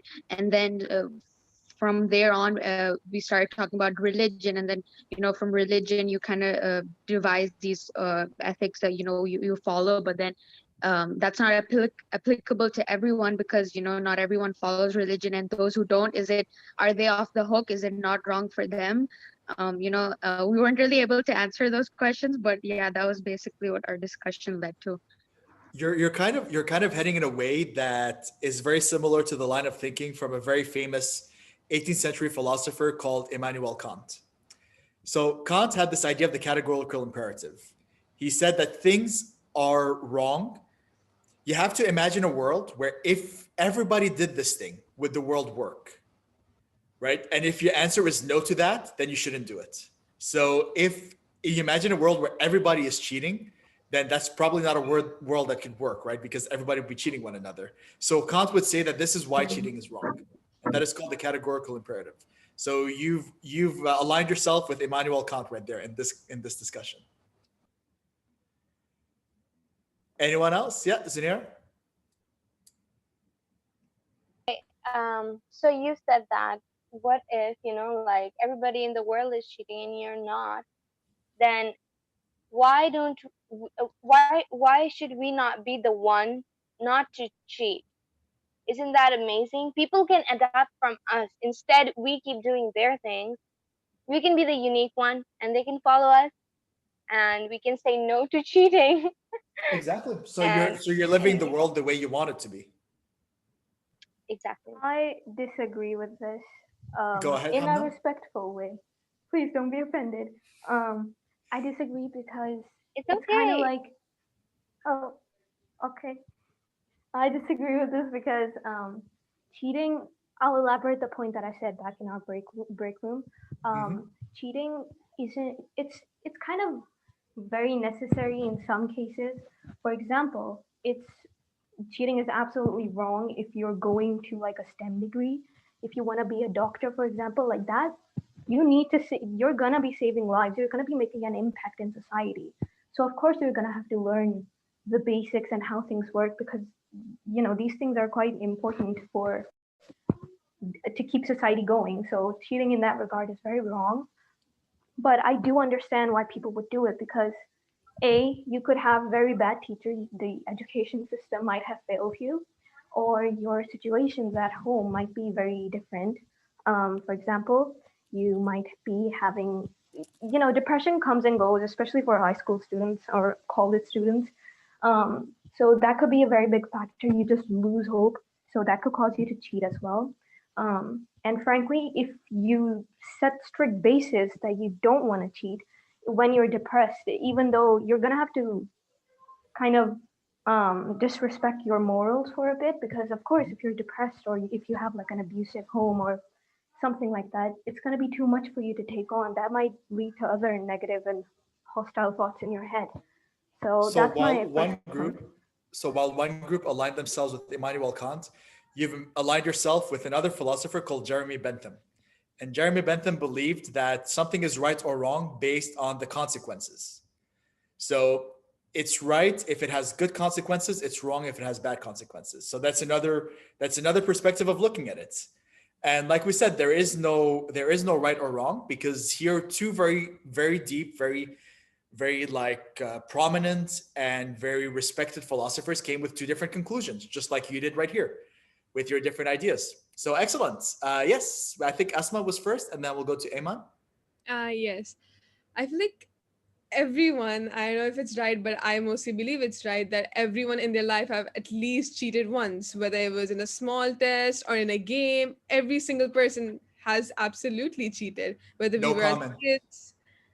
So I feel like it is in a human nature that when we tend that we are about to fail, or that we are left with no other option, then we tend to do it because we have no other option left. Like for example, lawyers, like sometimes just to save their clients' lives, they have to cheat. They have to break or bend the laws a bit and the rules. And they to according to get something, they have to break some rules in order to save their clients' lives. So I feel like also related to Hamna's answer that it depends on the situations and on the situations you're actually put in and on the type of people you're with.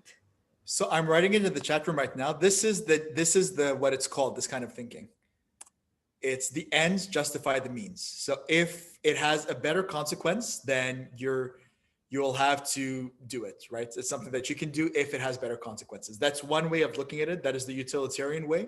I feel like it's related to that. Sometimes lying is better just to hide the, like, they say that sometimes it's better to lie than the truth to come out so that it could have severe consequences. And you So know I'd like what? to If add to everyone is that. very interested in looking, if If everyone you is very lie interested for in going the deeper, yeah, go ahead, Hamna. if you lie for the right reason, then technically it's not really harmful. This could be applied for cheating as well. If you Yes, cheat for the exactly. right reasons. Exactly. So there we go. Like this is, if everyone is very interested, we could totally have another session and go into ethical theory, ethical philosophy in a much deeper way. Just let the PYF know, and we'll be able to raise something. So Ayman, you had something to say as well, and then we'll move on to the banana. Can't even say art, just banana.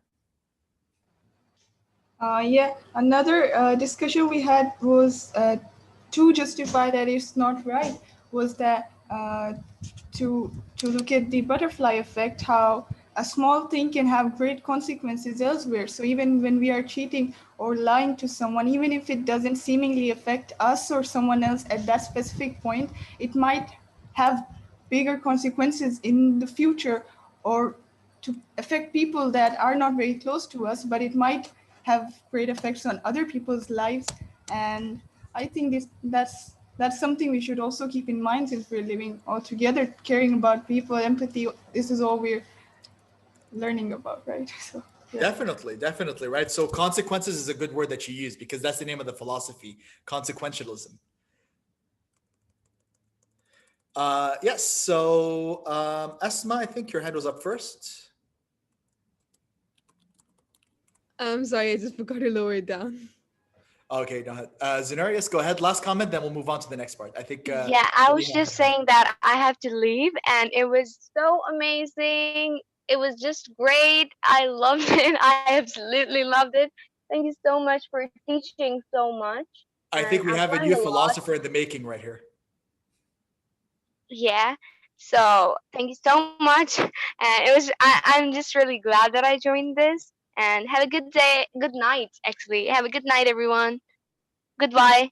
All right, you too, Zenara. Have a really good night, a really good weekend. See you around. Okay. Yeah. So it is 10 o'clock. We might go out for like 10, 15 minutes more.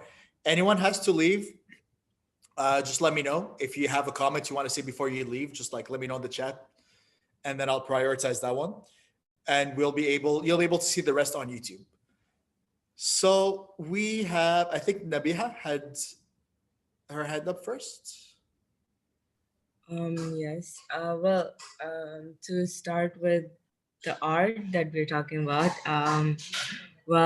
just to give a hint, like it can be an art in others' eyes. Like, it depends on the way we look at things or the perspective and the position we're in.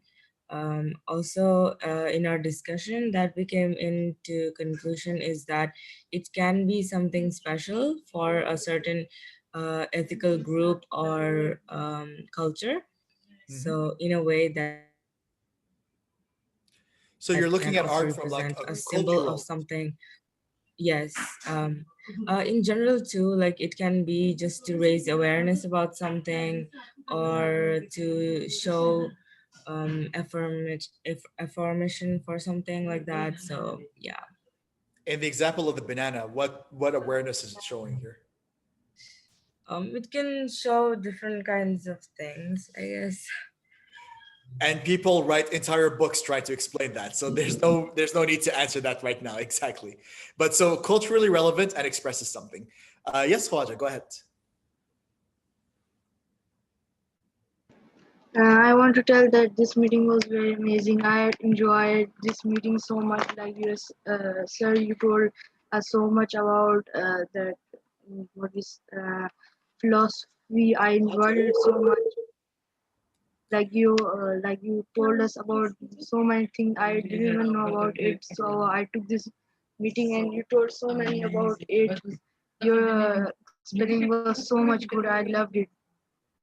Yeah, that's really nice. Very thank you. And thank you for being so active and participating as well. Like this session couldn't have happened without all of you being so excited into answering. So I hope you have a great weekend and hopefully you'll sign up for other like PYF sessions as well.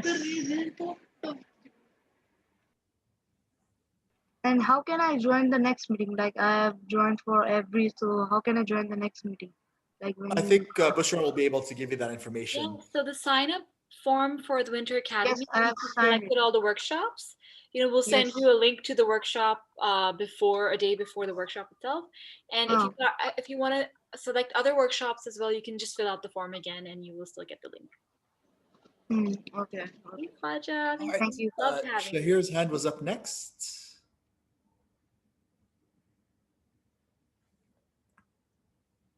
Oh, did Shahir leave? Okay, I guess they had to leave. Sorry about that. We could have gotten to you sooner.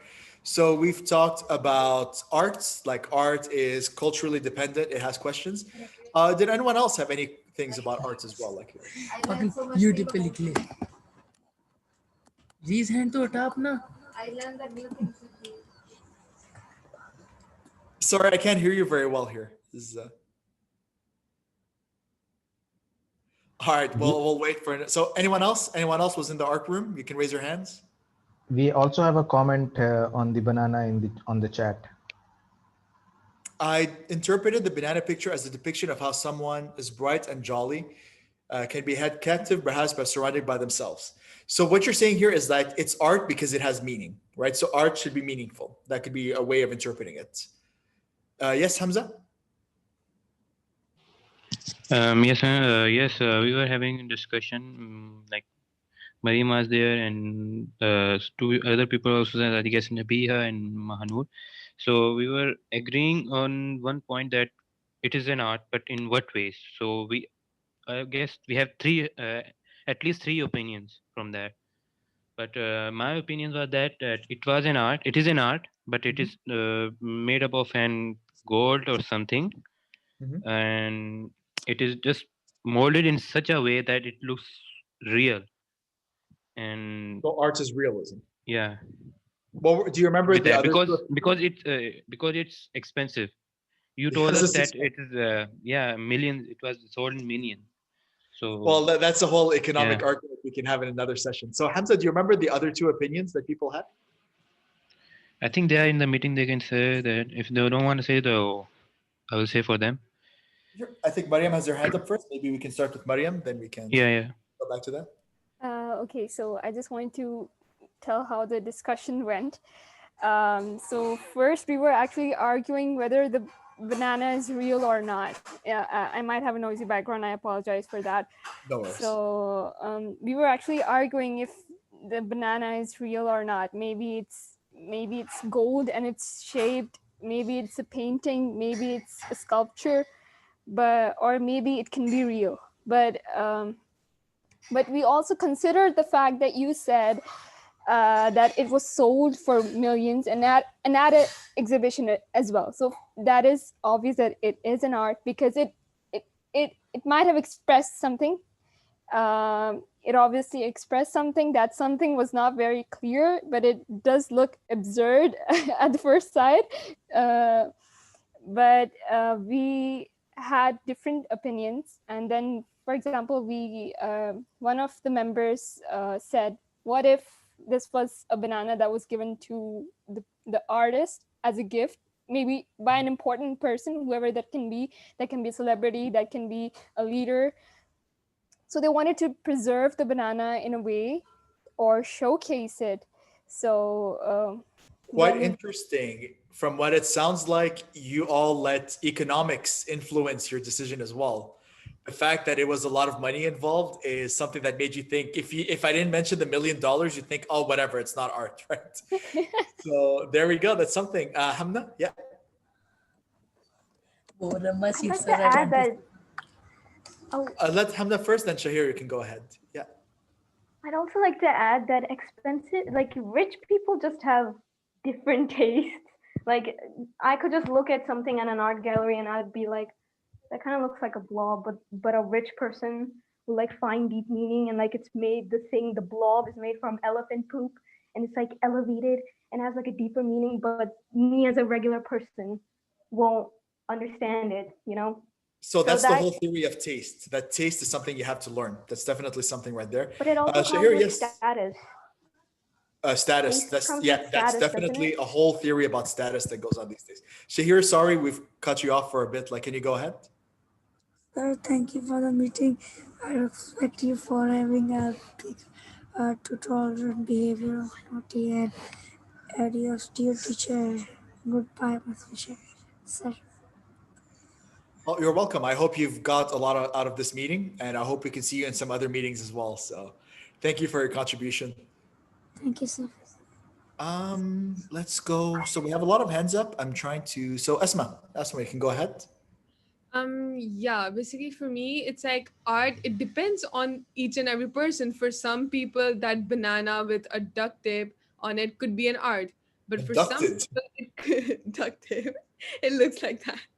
So for some people, it could be an art. For some, it could not be. If like, for example, if I would think it is an art, it would be because I could find something, a deeper meaning in that art. I could find myself connecting with it. That's how I would think that a banana with a duct tape stuck on it is an art.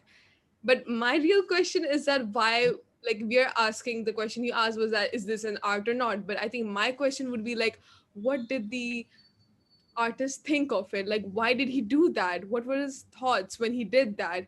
Like, what is the reason behind doing that? So that's my real question. So you're looking at it from the perspective of the artist, like what the artist thinks about this. There's definitely that, and there's a whole philosophy as well that says that this is a bit controversial, but there's a philosophy that says what the artists think doesn't matter. Like, what matters is what people think about it. Yes, So like if those are I'm like different going ways of to looking at it. the art show and looking at the banana, if I connect with it and if I find a deeper meaning with my past experiences, I would definitely think it is an art if Yeah, it's in my for sure, head. definitely. Sorry, Khwaja, can you type the question in the chat because Amen had her hand up first. So I'll be able, because we don't have a lot of time, like if you find that I'm not answering a question fast enough, you can type it up in the chat because I do want to get to the last one as well about friendship. So Amen, go ahead. Yeah, so I was thinking that definitely art is subjective, so everyone has a different taste, but it could probably also be like the emperor's clothes. Like, people started thinking that because this is in an exhibition, it must be something special. Maybe we just can't see it, or we do not have the artist's eye. They might start taking interest in it because of it being exhibited. Otherwise, I don't really see something so deep in a banana taped to a wall. You know, it actually happened once. Somebody left their glasses in an art gallery and people thought it was an artwork. Yeah, I saw that picture. Yeah, exactly. Yes, Khawaja, you have your question. And then people who are in the friendship, are they still here?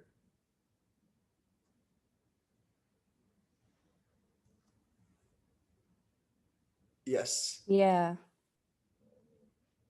Okay, so friendship people, can anyone tell me like what are some of the conclusions you've come up to? What are some of the things you've thought about? One of them was that it could be possible if you look at different perspectives and different opinions.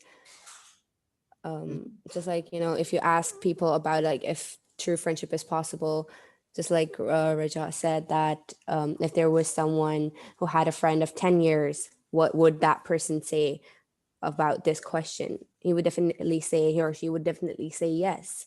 But if you would ask someone who has have had broken friendships a lot, they would say no. So like different perspectives matter, and just like context matters as well. True Perspective. friendships are possible. Yeah, Very good. Yeah, they perspective are. is very good. Yeah. Did anyone else like ask the question about what do we mean by friendship? What do we mean by true friendship? What makes it like not true? Yeah, we did ask what makes it not true, and Hamida, I think she answered pretty nicely. I liked her answer as well. Can you let me know, Hamida, what your answer was? And the meanwhile, I'll just answer Huaja's question. How the banana stick on the wall is so expensive. Everyone can make it at home also. Huaja, the reason I posted this picture is because people have been asking themselves the whole year, why did people pay so much for this banana?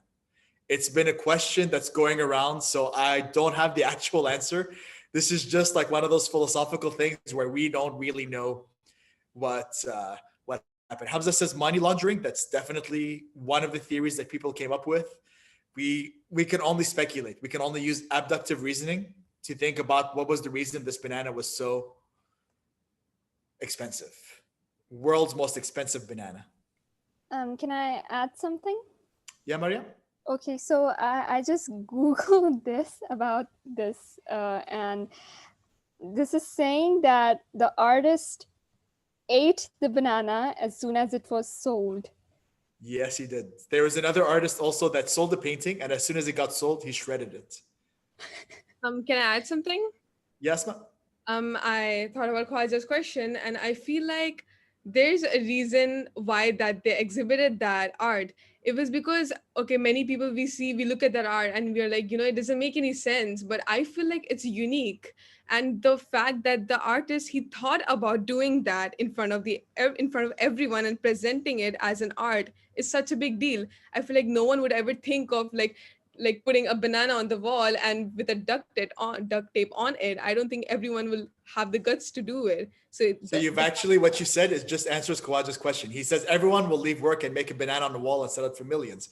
If everyone does it, then it's no longer art. It's no longer unique. Just art like us. is unique. Art is something unique, and that makes that artist unique because he presented something unique and different from every other things. Everyone does it on canvases, portraits, or everything else, but he did actually on a wall. So Exactly right.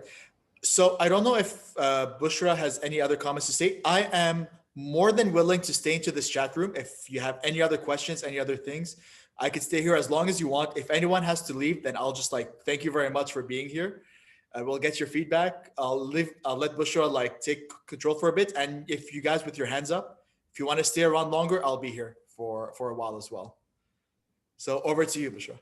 So we've definitely crossed the 3-hour mark. So there's no compulsion to stay, but if you guys want to stay here with Yousef for a while, I'm fine. I can stick around as well. If you want to head out, that's okay too. If you have any questions or anything like that, you can also email them to us if you have to head out. And don't forget your testimonials because we want people to know how much fun you had so we can keep bringing these kinds of workshops to students over here. But besides that, it's just we'll be emailing a feedback form, so watch out for that. And yep, it's up to you. Stay or leave. I'm around, Yousef's around. It's all good. I'll give you my email as well. If you want any questions, any further resources, you can explore these things. Like my email's right there. Awesome. So how about like 10:30 tops? What do you think, Yousef? 15 more I can do this all night. Doesn't matter. Students, Hamida, yes, please. please go ahead. Like you can share your thoughts about true friendship. Yeah. Okay, so in my opinion, a true friend is someone that you can still be close with, even though we have not seen them that often due to these daily chores or due to tasks. So a true friend is someone that they're able to tell you what you need to hear rather than what you want to hear. So that is what true friendship means. And just like Rehab, my group fellow said that, yes, it depends on the perspective of that person. If we ask this question, is true friendship possible?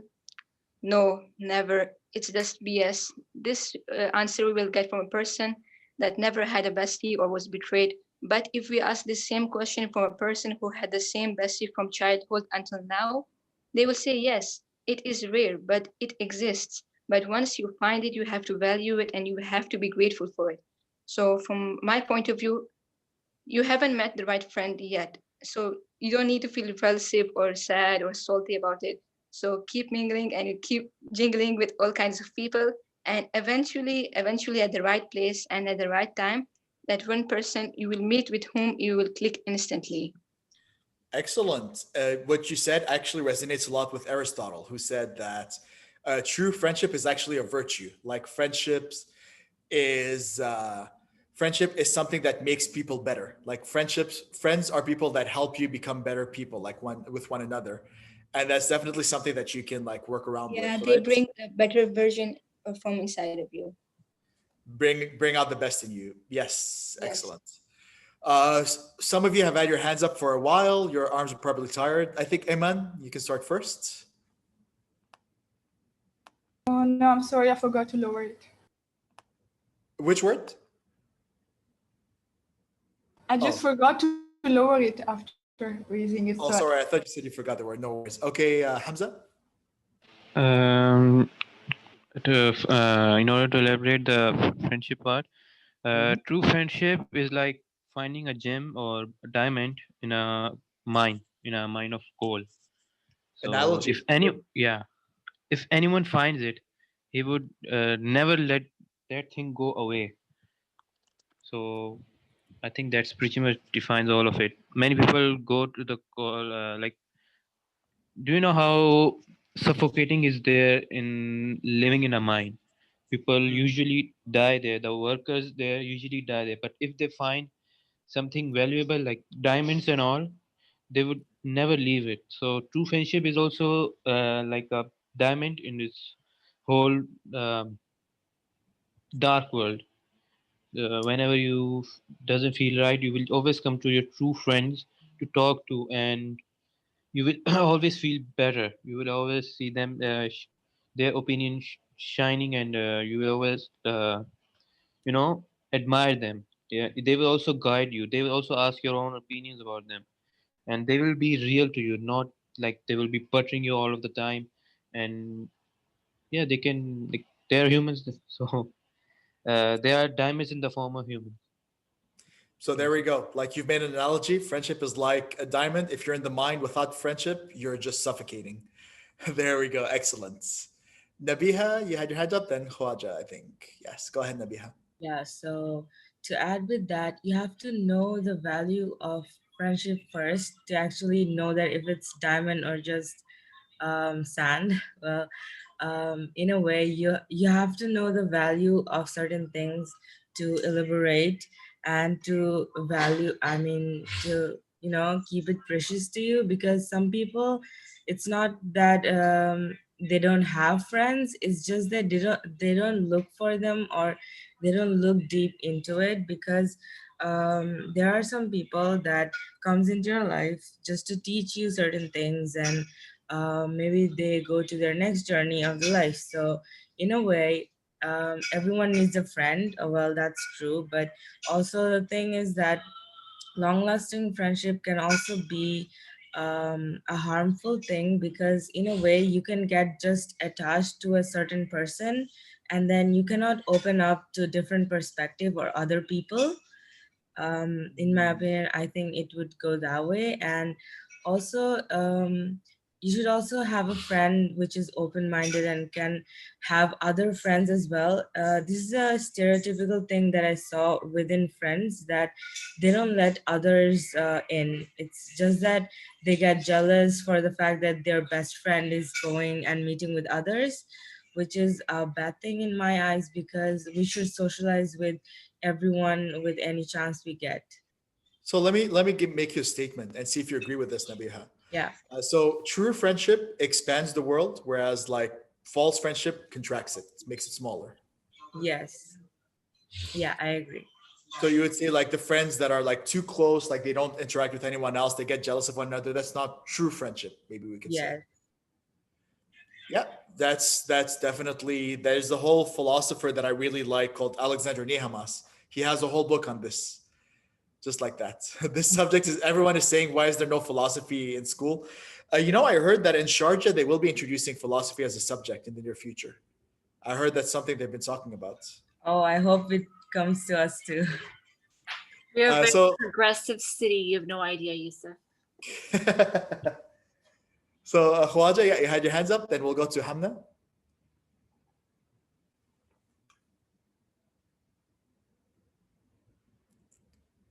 I guess hands down. Yeah, go ahead, Hamna. Right. I'd like to steer the direction of friendship into a more, oh God, I'm going to sound so pretentious, a more darker place. That's what we're here Ooh. for. Yeah, love that. But everyone's been talking about true friendship. I say nay, absolutely disgusting. It doesn't exist. This is coming from a Scorpio. But I'd like to talk about, for example, I'm a very socially anxious person. I can't really talk to too many people, if that makes sense. I'm not really good at conversing. So I've jumped around a lot of friendship quite a lot. The main reason for them is kind of this sense of like tiredness. I feel like the other person is gonna get tired of seeing my personality over and over again. I feel this need to like keep on changing to bring something new to the table. I think this also ties in with the fact that I am an insecure piece of trash. Love that for me. So that's also I've been a people pleaser for a long time. Sorry, I'm discussing about myself. I'm trying to prove a point here. I think this is very common, especially in teenagers, because you're discovering yourself. Obviously, humans live up to like 100 years or something. Of course, for the first 20 years of your life, we're gonna be dumb and insecure and stuff like that. So now comes the idea, a dark part of friendship, where you kind of use the other person, if that makes sense. I have a name for this actually. I call them seasonal friends. So it's kind of like you jump friendships quite a lot because each person has their own kind of purpose to serve to you. Oh my god, I sound like a demon child. Um, but that's kind of where this idea stems from. I think a lot of us also edit down our personalities to like match with the ideals of the other person's film. I'm sorry, I choked on my word. Um, so, for example, your friend says that she likes happy people or like people who converse a lot. So if you're an introvert, you're gonna wanna have to, feel this pressure, this background anxiety that you want to change for that person. I think a lot of us do that. We edit down our true worth to kind of fit the mold of whatever your friend might desire. And this is normal. I think this is quite normal. I think a lot of you can relate to this because I've definitely had a talk with this with my friends as well because I like philosophy and talking about deep stuff. So that's kind of my take on friendship. It's not all flowers and rainbows. It's kind of like a Can I challenge one of your assumptions right there? Since we're talking about assumptions. yes. Go ahead. I hope that you delete all those negative words like piece of trash or insecure from your vocabulary. That would be like very helpful. But you've like a lot of what Oh, you've I'm trying. Sorry, that's a subconscious part of me. It's a tough road. I know, like it's not that easy. But so what you've described is like when you said like friendships are people that you have to adjust yourself to, you have to follow their expectations. You don't really get to discuss the things you want to discuss. So on the other hand, if you do find someone that you don't need to edit yourself, that you don't need to like, you don't have to worry about their expectations, that you are able to have these discussions, would you say that would be true friendship then?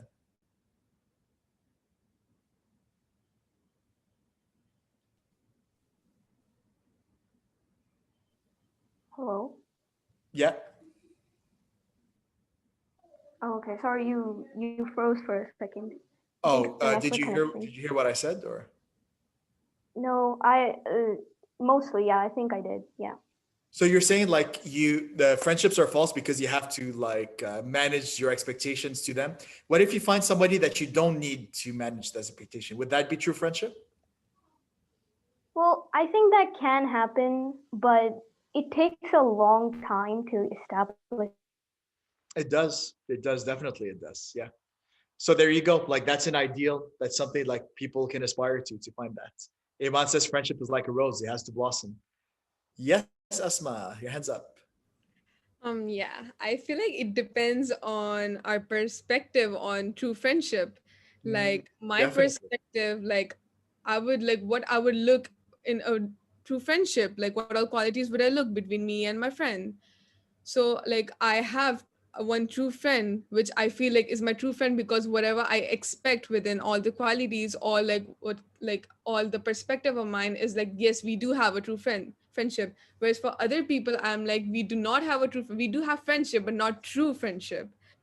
And I feel like this can have an impact on us, like Hamna was like you need to keep converting, you feel like you need to keep changing, but I feel like yes people might lose interest in us, but this is not our issue. I feel like this is their problem if they will have to lose interest in us because they are not able to find the right person for them, the right friend for them, but it's not our big deal.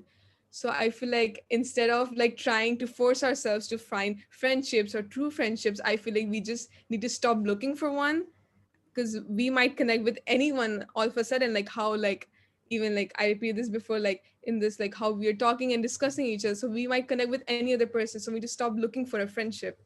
Hmm. Yeah, Yeah. So friendship, some people like Aristotle said, friendship is a practice. You have to get better at it. It's not something that comes easily to a lot of people. Go ahead, Iman. What is this very evil puppy that destroyed all the Sesame Street characters? I'm kind of alarmed by that. Sorry, that's not. That's a dog. Yeah, I'm saying it's like smiling evilly as all the Sesame Street It's characters. I'm not like, evil. It's cute. Okay.